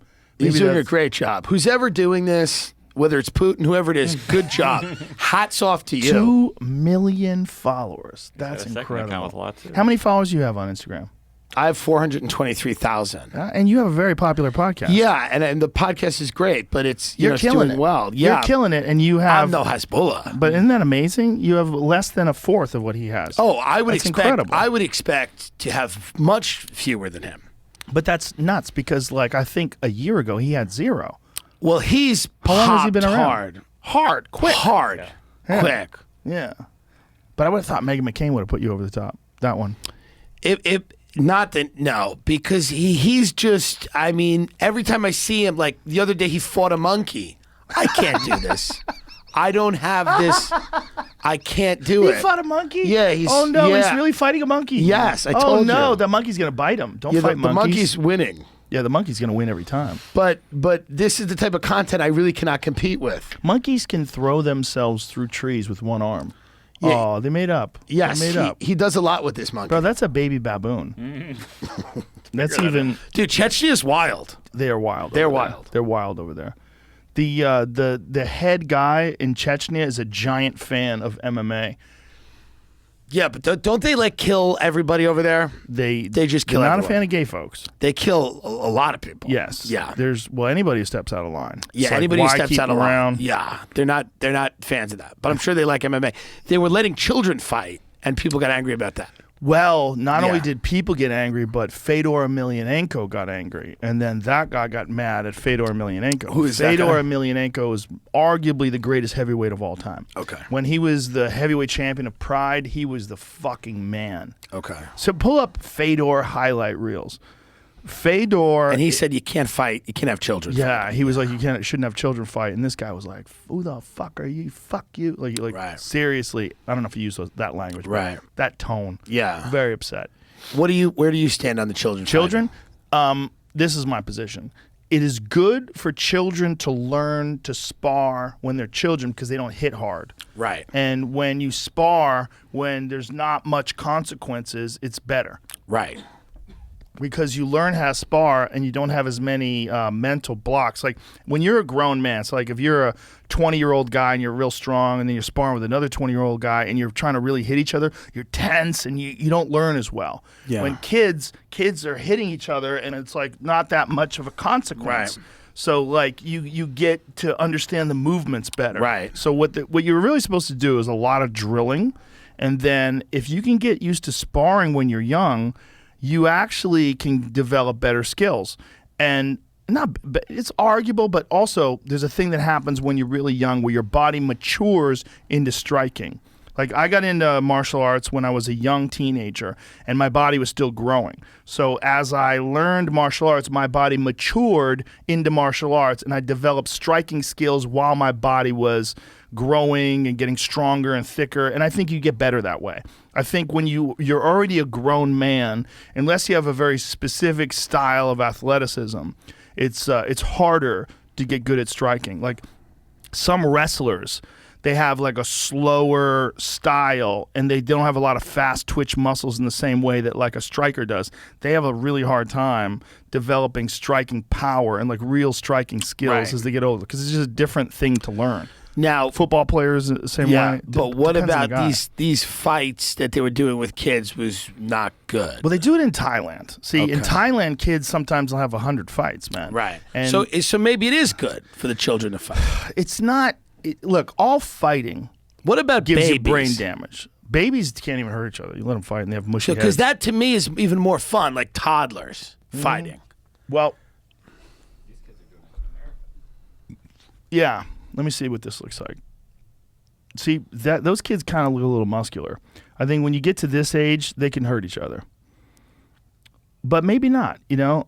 I think, but here's the thing. It's like if you have good referees and you teach them how to fight correctly and you teach them how to be defensively responsible, The thing is about this is they don't have the ability to consent because they're so young. Their That's parents, the problem. Yeah. When you're 7 years old or however old these kids are, and your parents tell you to fight, you don't know what brain damage is. You don't know that you're going to live to be 80. You do, but you don't really understand it yet. Oh, they're fucking cracking each other. These kids have skills. But if they can learn these skills at this age, yeah, they're going off. But see, that referee is on top of them, right? He's paying attention. And these kids aren't necessarily getting badly hurt here. They're just getting kind of touched up. It's tricky. Like, I would want my kids to learn. It's almost like kids being actors. If my kids wanted to learn fighting, like I say, if they decided, even my daughters, if they said, I want to be a fighter, okay. We're going to do it slowly, and we're going to do it the right way. And I want you to develop like legitimate defensive skills. It's almost like any job a kid has. Whether it's a kid goes, I want to be a movie star, or I want to be a musician. Like any job that a kid has, you got to be very careful. Very careful. Yeah. Very careful. Yeah. Maybe even more so if they want to be a movie star, believe it or not. Of course. Yeah. But I mean, and you need certain kids to do kid roles, right? You got to have them. But there are so many... we all know so many horror stories about abuse, whether it's sexual, physical, mental, emotional. Kids are not ready for that level. So it's like with the same thing with that, you got to be very careful. They don't even know what the fuck being a normal person is. Like, at least you and I, right, we're getting a lot of attention as adults. But we went through most of our young life being completely anonymous. Well, I was on Sesame Street as a kid. Were you? Yeah, I was on Sesame Street twice, so I mean, I wouldn't say anonymous. Oh, that's right. I forgot about that. I wouldn't say anonymous. I forgot about that. You may have been anonymous. I was anonymous. But I was on Sesame Street, and... How much attention did you get from that? From my third grade class was very impressed when it was played for them. Yeah, we played it on the big screen. Were you like the king of the class? Well, for the day. Where are you? Oh, that's where we played this. Yeah, we played this. You're in the back, right? The blue shirt? There you go. See, that's, everyone goes, it was not diverse. It was always diverse. Yeah. It's pretty diverse. Sesame Street was always like one of the most progressive shows. Yeah, it was progressive. But this is what I did. This was... Is that the Snuffleupagus? Yeah. Yeah, what was he? Some drug addict. But I mean, but was it a drug addict in real life? Oh, yeah, they were all fucked up. Does he have 2 arms inside that thing? Is that what's going on? Dude, I mean, all these people were so fucked up. I mean... Were they? Yeah, a lot of them were. Did you meet them? You would see them. Like, the guy who did Big Bird was, like, kind of methy looking. That guy, Carol, And then I only did the show twice. I did that, and I did another thing. And then they sent me a letter when I was in third grade. Just like, we can't use you anymore. Why? Because it was a hilarious letter I put up on some social media where they said, our audience is younger. Our audience is now 2 to 4, and they don't want to see, like, 9-year-olds. This was the fact. Or 11-year-olds, whatever. You were too big. Yeah, but it was that's why I learned how to be in this business, because you faced rejection. Yeah. I went on auditions when I was a little kid all the time, and you would just be in the middle of the script, you'd be reading it, and the guy would go, yeah, thank you for coming. I was talking to this dude once. He was a martial arts guy that was also an actor. And he was saying that it's a real problem in Hollywood is that they don't have enough roles for Asian people. But he wasn't saying it like, as an Asian guy, it's very difficult for me to get parts. Right. He was saying it like Hollywood has a responsibility to write roles and to have roles for Asian people. And I remember me and him having this conversation, and part of me wanted to see it from his perspective and go, yeah, that's got to suck. Because imagine if you're an Asian man and you're trying to act in Hollywood and there's 100 movies, but there's only 1 role for an Asian man. But there's like 99 roles or 250,000 roles for a white guy. Right. Like, what do you do? That's tough. But is it the responsibility of Hollywood to write for Asian people? Because here was my take on it was like, okay, if you're a guy and you're a screenwriter and you have a vision, you're not thinking, I want to make 2 black lesbians and 1 Asian guy and, have as few white people as possible. Right. What I want to do is just make a movie. Right. And I have a movie about a monster chasing people. I don't give a fuck who he kills. I'm not thinking about it that way. Right. But his responsibility was Hollywood is an industry and they need to make space for Asian people.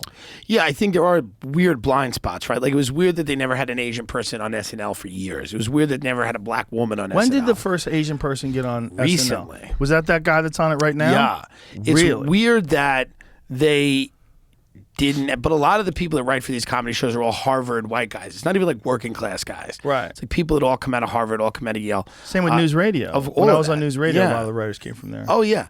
So there are these blind spots, and I think that like you do want different types of people that bring different things to the table. I think what happens is you also have to understand and accept the fact that there may just be less Asian people pursuing comedy. That's also a fact. There's perhaps less. Yeah. But I mean, this isn't even comedy. We're talking about just acting. Yeah. And there's going to be less. There's going to be more white people because the majority of the country has been white for so long that when you look at the movies and the TV shows, they're all going to be predominantly white because that's the majority population.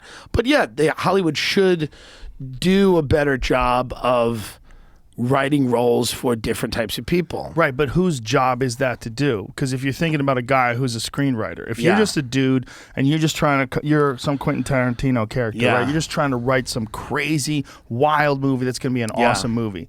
You're most likely not thinking about making sure that the cast is diverse.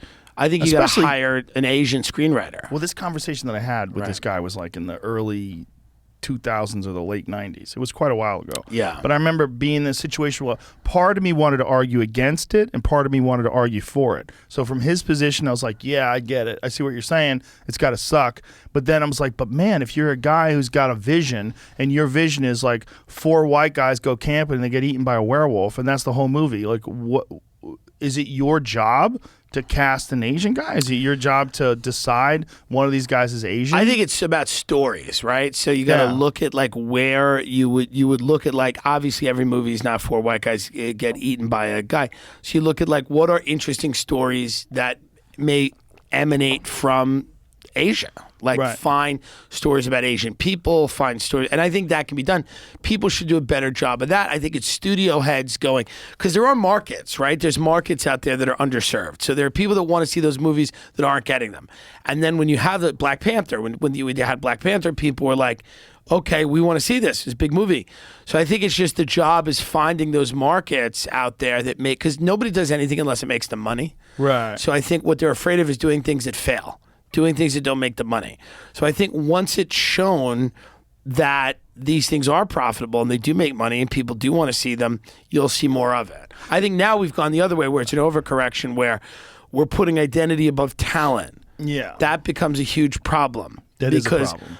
The game is supposed to be that everybody, regardless of who they are, has to compete, and their talent has to be the main driving factor. And then, because the problem with that is you get bad actors, and I don't mean bad actors in terms of like not being good at acting. I mean people that are acting in bad faith.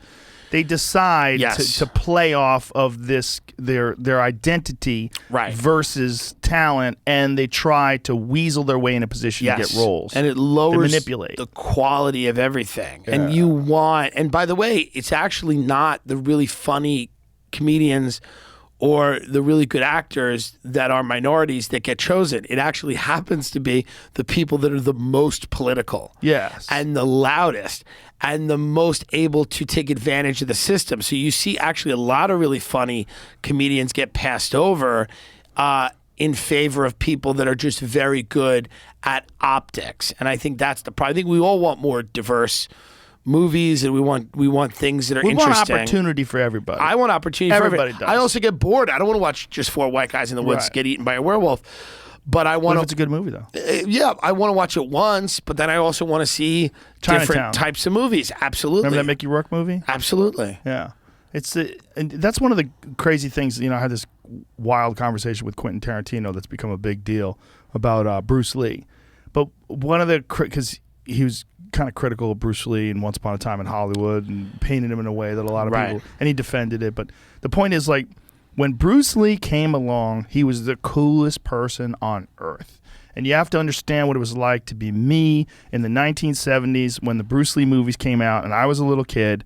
I was blown away. I was living in New Jersey, and me and my friend, we lived in this apartment building together. We watched one of the Bruce Lee movies on television, and I couldn't fucking believe how cool he was. And everybody wanted to be this one Chinese guy. Right. Everybody wanted to be Bruce Lee, which had never happened before. Right. Like, a guy was so cool that a previously not unrecognized but uncelebrated class a Chinese martial arts actor. Like, that didn't exist.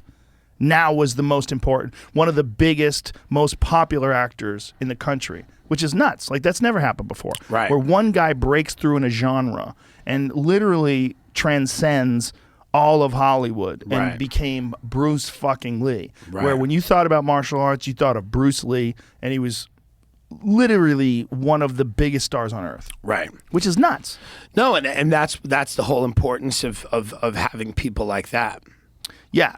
But, well, it's also like there was so many things going on there. There was like incredible talent, incredible physical looks. Like he was Right. shredded. No, Yeah. no, who the fuck was Nobody was shredded shredded back like then? that, yeah. When Bruce Lee would take off his shirt and go like this and pull his lats up, nobody was built like that back Right. then. I mean, he was fucking shredded. Yeah. Nobody, like, who back then had a six-pack like Bruce Lee? Nobody.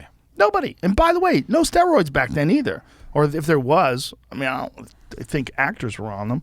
Like maybe Bulgarian weightlifters were on It's them. an interesting question, though. Whose responsibility is it? I think it's everybody who's got to work together a little bit. You know, I don't think it falls on any one person. Well, one of the beautiful things about our job or our business, is with the world of stand-up comedy, is the most accepting of diversity, period. All you have to do is kill. That is true. If you kill, it You're is in. in Yeah. many ways a real meritocracy. Yes. That if you're a fucking murderer, if you're a 3 foot tall, half Asian, half black, transsexual person, but you go on stage and fucking rock the house, Then you're in. All comics want to give you knuckles, and all comics want to go, have you seen him? Or her, or they, or Right. there, or zera? Right. Like, right. they're fucking murdering. Well, that's it. It's the people that can't do that then have to invent the other qualifications. Exactly. They And invent that's the other people criteria. who are always bitching about lineups. They're going, look at that lineup. Yeah. It's all white men. Yeah. Like, okay, well, guess what? If you went on that lineup and you murdered, they'd put you right the fuck there at the top of the marquee like everybody else who murders. Yeah. Whether it's Ali Wong or Whitney Cummings or Eliza Schlesinger or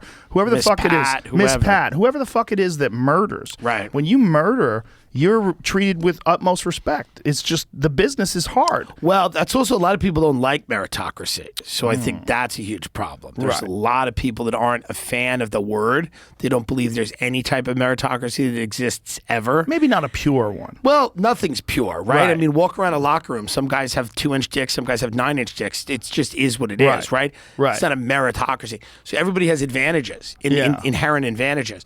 But I do think that comedy comes the closest. It's pretty close.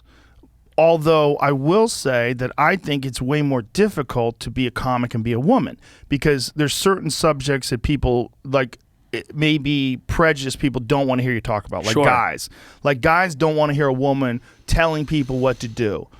Like, but you don't mind if a guy goes on stage, like some guys don't mind if a guy goes on stage and goes, what we need to fucking do in this country is this, that, and the other thing. And if it's Yeah. funny, people laugh. When a girl goes on stage and says, what we need to do in this country is this, that, and they're like, well, you need to do is get back in the fucking kitchen.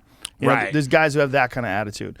Sex, very difficult. If women talk about sex, either they're perceived as a slut or they're perceived in a weird way. Like you have to have like, your take on sex can't be as open as a guy's take on sex. Right. Guys can talk about blowjobs or this or that, and people just accept it. This is what guys talk about. Whereas if a girl talks about those kind of things, like there's a certain amount of people in the audience that are going to be hesitant to listen to these discussions. It's 100%. It's 100% Trickier. But it's also how do you fix that? You can't. Can't. You can't because it's a society thing. That's so the thing. if a woman gets through that net, if a woman becomes a Miss Pat and pops through, it's even more impressive. Right. Of course. Yeah. Agreed. So the people that bitch about the lineups, like they'll bitch about it and say, I should be on that lineup. Well, Right. maybe it's more difficult for you to get through. That is true. But at the end of the day, if there's only 10 slots, should they give a slot to someone who's not as good as someone who's on that lineup just because that person has a vagina? Well, there is a changing definition of what comedy is, and we're not going to like it. And I imagine that real comedy will survive in some capacity, but there is a changing definition of what comedy is. Comedy has now become, I'm here to speak my truth. I'm here to talk. You're here to listen. And this idea of like punching and hard, killing and fun, that is still the comedy that people want to see. It's still the comedy that makes money in clubs. It's still the comedy that people go to theaters to see. But there's a vastly different understanding of what comedy is from a lot of people that are getting into it now. Many, many people are getting into comedy now with a very different value system and idea of what it is, truly. And we can hate that, and they may all go away, and they may not matter. Nobody cares about what's on TV anymore, really. I mean, and that's part of the reason, because everything sucks. Not everything, but a large amount of things. But here's the thing. A lot of people want to go see people go speak their truth. And those people are entitled to do that.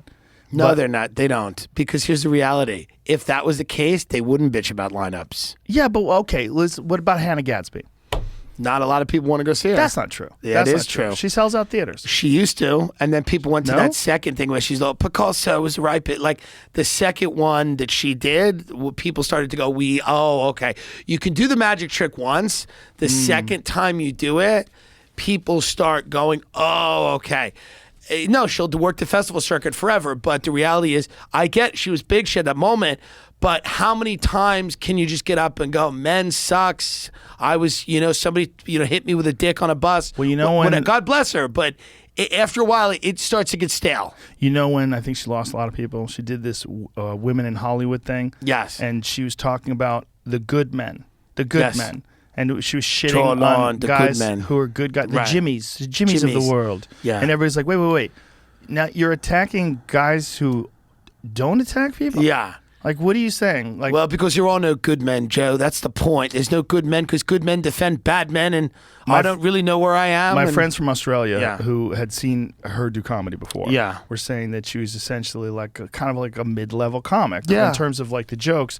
But what people really resonated with Yeah. in that special was not jokes. Watch the most woke people online. They're kind of hacks. They're like Catskill hacks. That was a whole type of comedy where they'd get up and go, "What? Can you believe I'm doing this?" It's like ironic, detached, like Yes. comedy. Is it like and it's like no, it's much harder to actually do it and then succeed or fail. Well, there was a thing about alt comics for a long time where Yeah. they were upset at comics from like the store. Of course. Because they put too much effort out when they were on Yeah. stage. There was literally a criticism. Yes. They put too much energy. They They were cared too too much. entertaining. Yeah. So because they didn't do that, they didn't like that other comics did that. And it was their escape clause. Like, I don't do that kind of comedy. Right. I do a much more ironic, much Yeah. more sedate Detached comedy that's much and you more want to talk about white intelligent supremacy and for better people. The alternative rooms in New York City where I started were whiter than the Charlottesville March.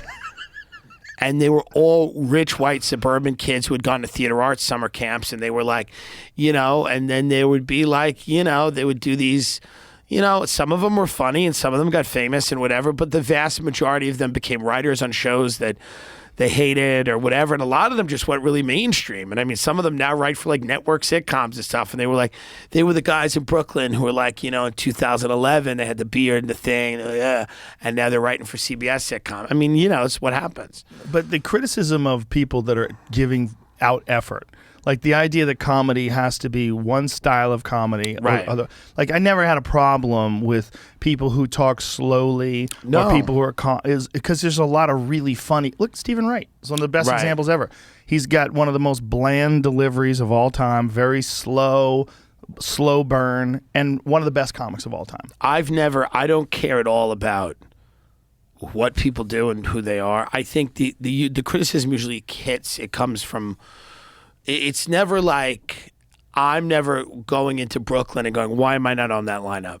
Right. I'm never doing that. Right. I'm never going into Echo Park and going, I want to be in that lineup in the back of the bookstore where everybody's drinking coffee and everyone has BLM in their profile picture, but their parents both work at Goldman Sachs.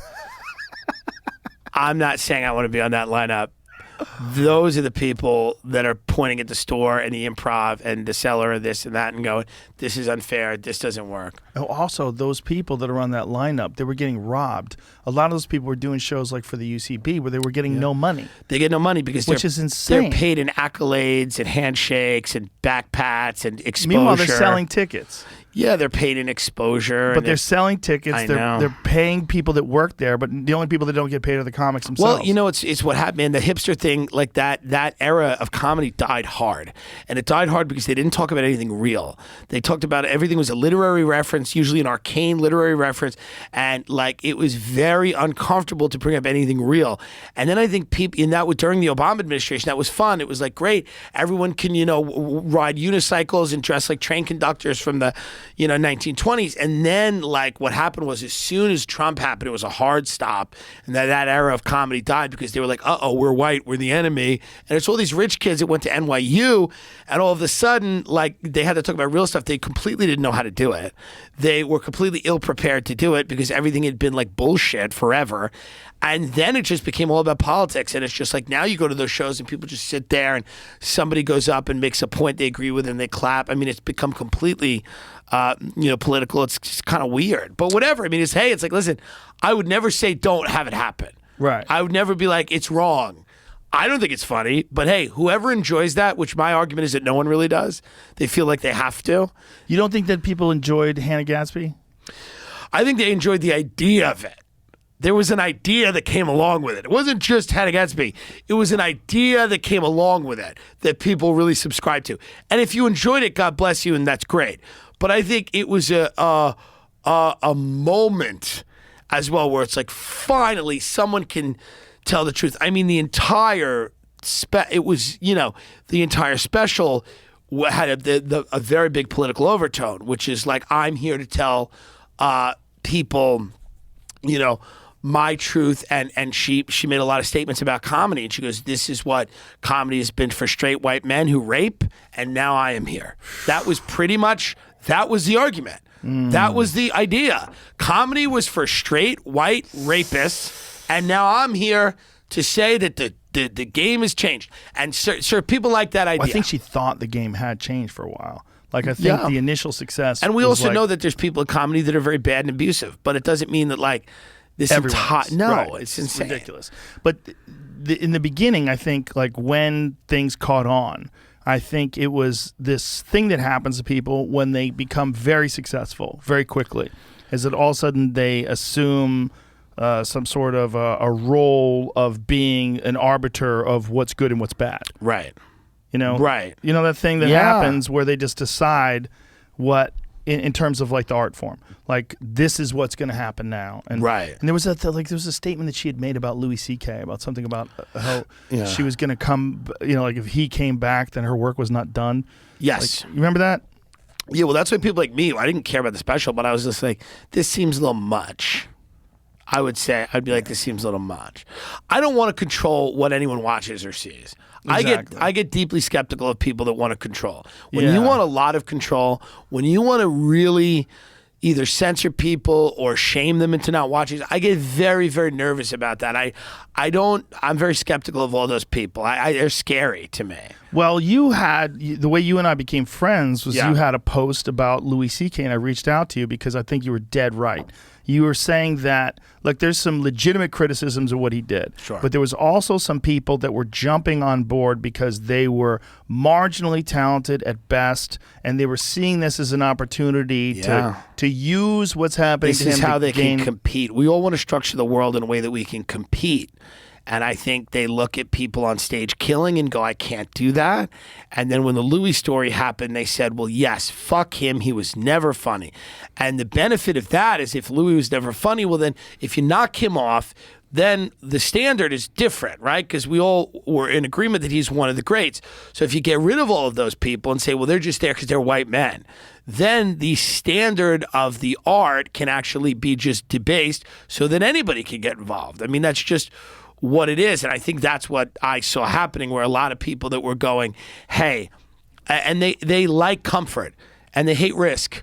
And that's why a lot of what they do is mediocre. And that's what I put in the post. And these are the same people. They always work.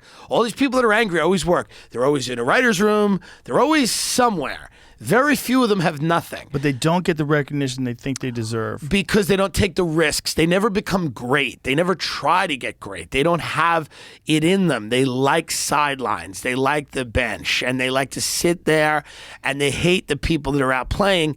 And it's just they're always angry. There's always a little anger and then when something happens, like what happened to Louis, then they feel like, okay, it's safe for that anger to bubble up to the surface. What made me furious was that bothered me, and I agreed with you on that. But what made me furious was when his leaked set came out.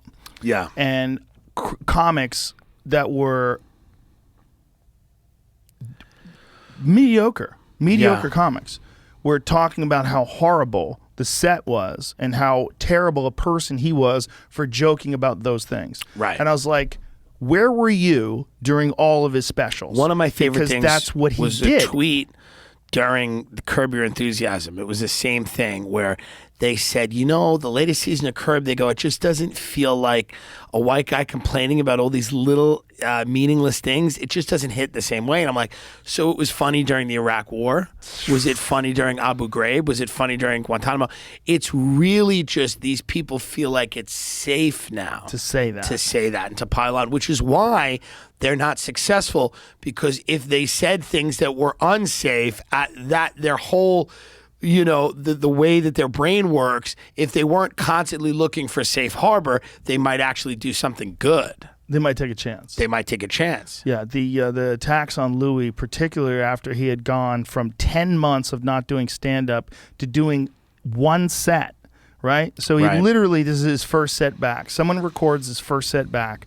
And in that, he has jokes about school shootings. He's got jokes about other things that people think are inappropriate. But you go back and listen to his old specials. That was his whole fucking act. Yes. His part of what he does, which is hilarious, is say shit you're not supposed to say.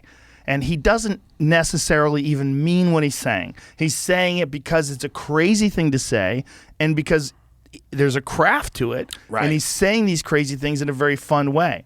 Do you think he really thinks that the reason why these guys are talking is because they push some other kid in front of the gunman? No. Right. He's saying it because it's a fucked up thing to say. Absolutely. And when you're drinking and you're at a comedy club and someone says something like that, you're like, or even you're not drinking, you're fucking sober. Right. You're there to see comedy. You're in this sort of environment where you're laughing at shit that's fucked up. And then he says something like that. It's hilarious. And it is perfectly in line with his entire career. Yeah, it's not a surprise. So to hear people that were praising him as brilliant and a genius up to the point where he got in trouble for jerking off in front of women, now saying that he's a monster and that he's alt-right and he's a piece of shit and that he has no heart and he's a hack. Yeah. I was furious. And to this day, I refuse to talk to a lot of those people.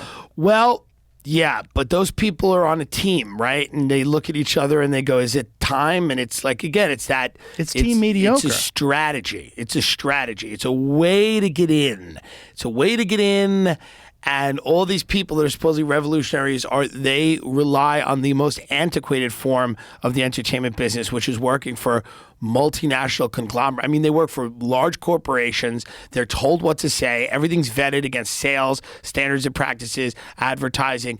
It is the most antiquated way to put any content out, and yet they are dependent entirely on that system 100%, all the while saying that a guy like you're the problem because you have a podcast where you broadcast directly to your fans. They look at, and they have these, and somehow they're not the powerful ones. Even though they work for NBC, ABC, Viacom, these massive corporations, and yet somehow they are always looking at the power differential, going, "Oh, those guys that are podcasts and this and that, and the other thing."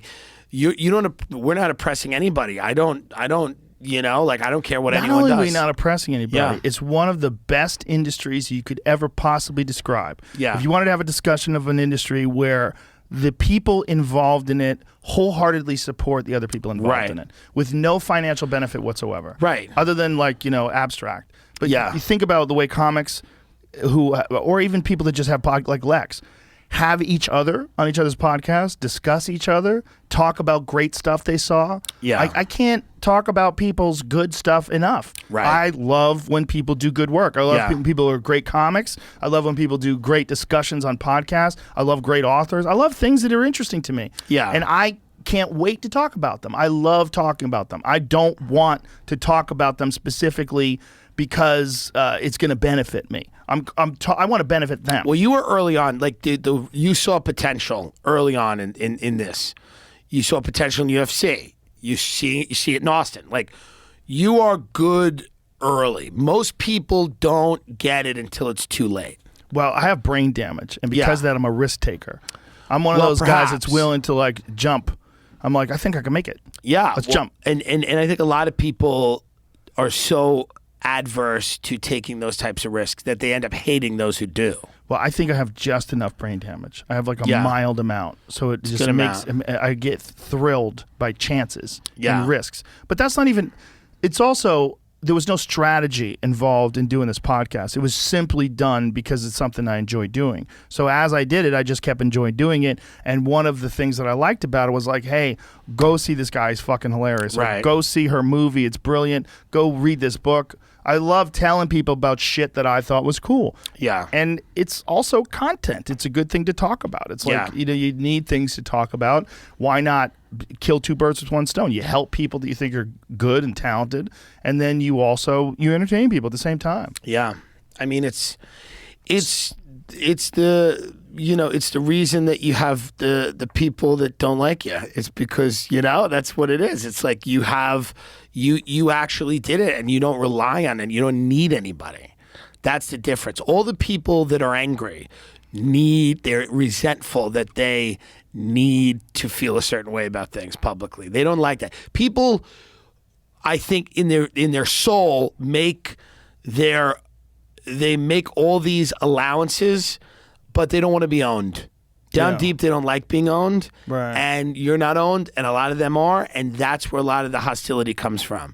Because even though they've disguised being owned and altruism, and they're great, and they're this, that, at the end of the day, I think people genuinely don't like that feeling, and a lot of people that we know experience that feeling all the time. Well, you see when people get fired for some of the most innocuous things. Like, here's a perfect example. Gina Carano getting fired from Right. the Star Wars franchise because she equated people. It was how exactly did she do it? It wasn't the best. Right. analogy. She's saying they would like hit Nazi Germany, like people are afraid to share their opinions, or like Jews in Nazi Germany, something like that. She was saying it about how we look at people that are political. They're on the opposite perspective politically, as if they're the other, Right. And that this is a dangerous thing. And she equated it to Nazi Germany. The way, I might be paraphrasing this terribly, but see if we can find out exactly what she said. We'll find out what she said. But anytime you equate anything with Nazi Germany, you're in a landmine, right? You stepped on a minefield. It's not a great comparison. Unless you're literally talking about someone who's trying to take over a country and Right. And do something. Unless horrific. you're talking about Donald Trump, which people got away Yes. with for many years. Yes, Yeah, constantly. right. But because she is somewhat conservative, although not, I don't believe she's socially conservative at all, which is like a lot of people. Know anything about her, yeah. She's a very nice lady. Sure. Gina Carano's a very nice lady, and she's also an amazing fighter. She was one of the top women mixed martial arts pioneers ever. Well, they're going to make movies, her and Ben Shapiro, right? At the Daily Wire or something. They're like making films now, right? They're making a film. They're gonna do They're gonna do something where it's like, I think one of their movies was like there was a school shooting happening, and then like some girl shows up with a gun, like Lara Croft in Tomb Raider, and just kills a school shooter. It was like a pro-gun movie. For real? Yeah, they're doing stuff like that. But hey, God love 'em. That's legit? Whatever they want. Is that really the plot? That's exactly the plot. Yeah, it's some like girl who like learned how to. It's like she learned how to use guns, so she's like, I'll stop this. So it's a little politically motivated. Just a bit. Well, a lot of movies are politically motivated, Right. right? Like hero movies. Here, what did she The say tweets here? are like deleted, so I could find Oh, the text okay. of them. But Nevertheless, her social media posts denigrating people based on no. We need to find out that I'm sure someone's. Oh, here it is. The actor continues to say, scroll down low. It goes, okay, so Carano fell under heavy criticism after she posted Jews were beaten in the streets, not by Nazi soldiers, but by their neighbors, even by children. The actor continued to say, because history is edited, most people today don't realize that to get to the point where Nazi soldiers could easily round up thousands of Jews, the government first made their own neighbors hate them simply for being Jews. How is that any different from hating someone for their political views? I see what she's trying to say. I see what she's trying to Yes, say, because there it's- are people yeah. that absolutely do hate conservatives, and they're of the opinion that They some should be, you conservatives can and use Trump violence, supporters, against it. Yeah, I completely understand that. So she got fired for that. She wasn't even allowed. First of all, things in print. It's an inherently shitty way to express something controversial when you're talking about something that's contemporary. When you talk about something that's going on right now, because it's so open to interpretation. So many people can form the, like, I don't like how you said this because I think she meant this, or I think she meant that. The best way to express something like that, ironically, is like this, in a conversation. So Yeah. she was talking to someone and she was saying, There was context. like, if she was having this conversation with us and she was saying, in Nazi Germany, they got their neighbors to hate them first. Right. And think about how they're getting neighbors to hate people now for being Yes. conservative. But again, when it comes to something like the Disney Channel or this, or, when it comes to her getting fired, they're probably looking for a way to get rid of her anyway, because she was already saying some They want to get controversial rid of her. shit. And I think she fits right in with like whatever Ben Shapiro is trying to do. Well, I don't think he was trying to do anything before this. I don't think he was considering Well, they're like a movie studio. They were? They are Now. But But was this happening before Gina, or did they just decide to go for it after who are they? she Are got they the fired? Daily Caller or the Daily Wire? Daily Wire. Yeah. What's the difference? Tucker Carlson's is the Daily Caller. Oh, okay. What did they decide to get into the movie? Find out if they decided to get into the movie business after the Gina Carano thing. I think they were also like, they just need a place to make conservative movies. I think that's part of what they were trying to do. There's so few conservative, openly conservative actors. Like Chris Pratt might be the only guy that I can think of who does really well. You could just make films with John Voight.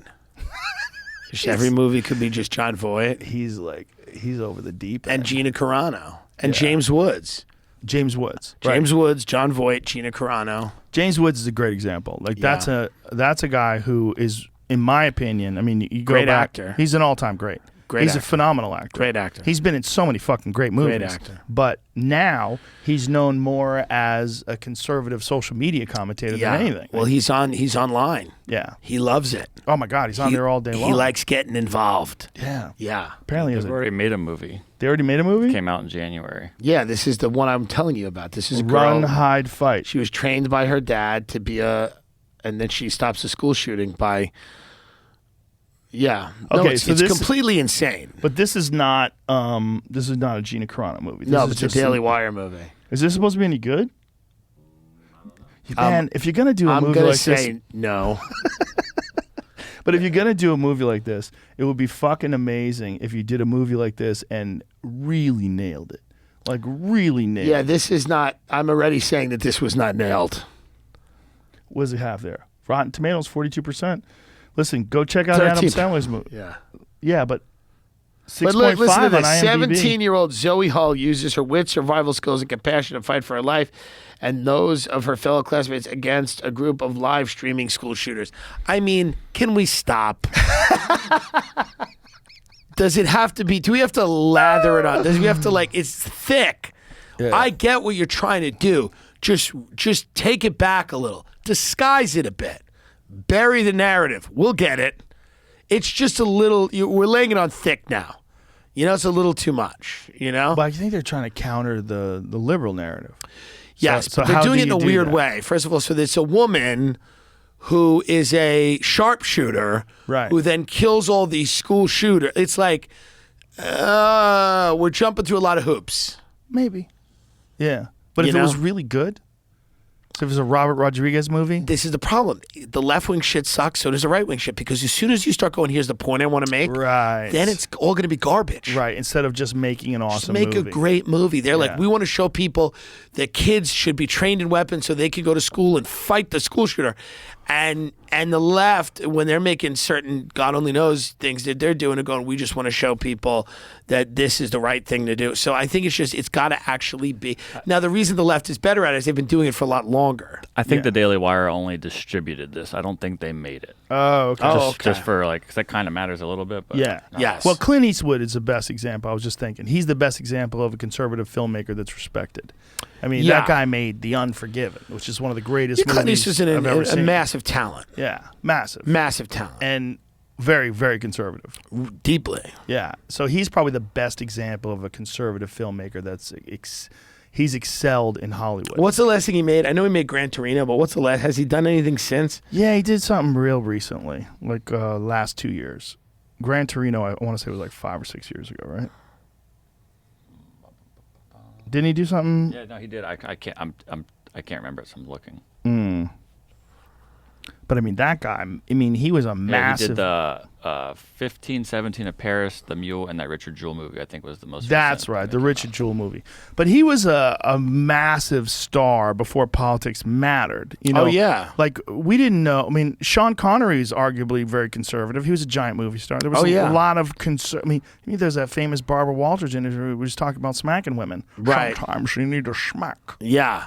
Sometimes you give them their point and it's not enough. Yeah. And they just want to keep going and going. Yeah. I would not go over today. No. I mean, I think it's just people got to just make good stuff. But Yeah. now it's all these studios are funded by Chinese dark money.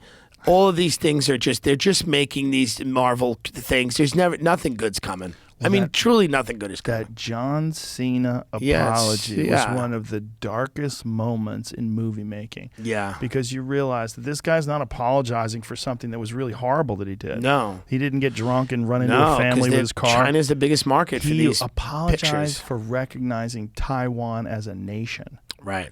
And It's crazy. And he was saying, I'm so sorry. I was really tired. I was really tired. And he's doing it in Mandarin. It's wild. I mean, if you're going to work, you better learn Mandarin. You know? Yeah. Well, in certain arenas. Vince McMahon was brilliant. He talked John Cena into learning Mandarin, and like, what did we say? Like 2014 or some shit like that. It's really pretty genius stuff. It's amazing. But that's just one of many indications that the deep interest that China has in movie making, it's very difficult for them to avoid that grasp, because financially it was so big. Opening weekend, that movie Fast and the Furious 9 got, I want to say it's in the neighborhood of $160 million opening weekend, 134 of which came from China. It's crazy. Crazy. Well, if you get Megan McKean on, I'll apologize to her in Mandarin. Oh. For what I've done. Give me a taste of that. What does that I don't sound even know. I can't speak any Chinese. Wow. Yeah, I'm so bad Is at that it. racist to do that, to imitate a sound? Yeah, but I don't have a deal with Disney. You know? What if they came along? What if they tried to co-opt you? I would tell them it's a mistake. I would say, as someone who has a rudimentary understanding of business, this is a very large mistake you're about to make. This is not going to pay off. It's not going to pay off. There's not enough I just like the freedom. wiggle room. I like the freedom. I like the live shows. Yeah. I like the podcast.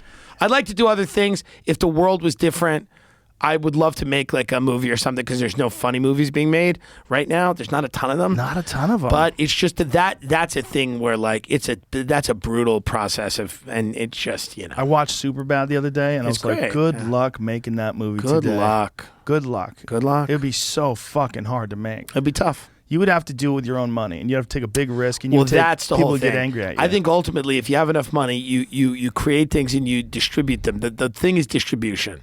So if you can make something and then distribute it and make your money back and then profit enough to pay people, and then you could do it. But no one's figured it out yet, really. Well, ultimately, all of this censorship, either self-censorship or actual corporate censorship, is in some ways it's really good for what we do. Right. Because there's a hunger for people that say wild shit. Yes. And I have to say, before we end this, because I really have to pee really bad, you were on fucking fire the other night at the thank Vulcan. You. It was beautiful. Thank you You're on very a whole much. nother level. It was really cool to see. I did a lot of stand-up during the pandemic, and which I know people will call me a murderer for, but we did it safely. But I've been, I'm excited about going out on the road and seeing people, and I appreciate, you having me. And I would, when the club happens, I have a love-hate here with Austin, Texas. It's a little bit of an adjustment.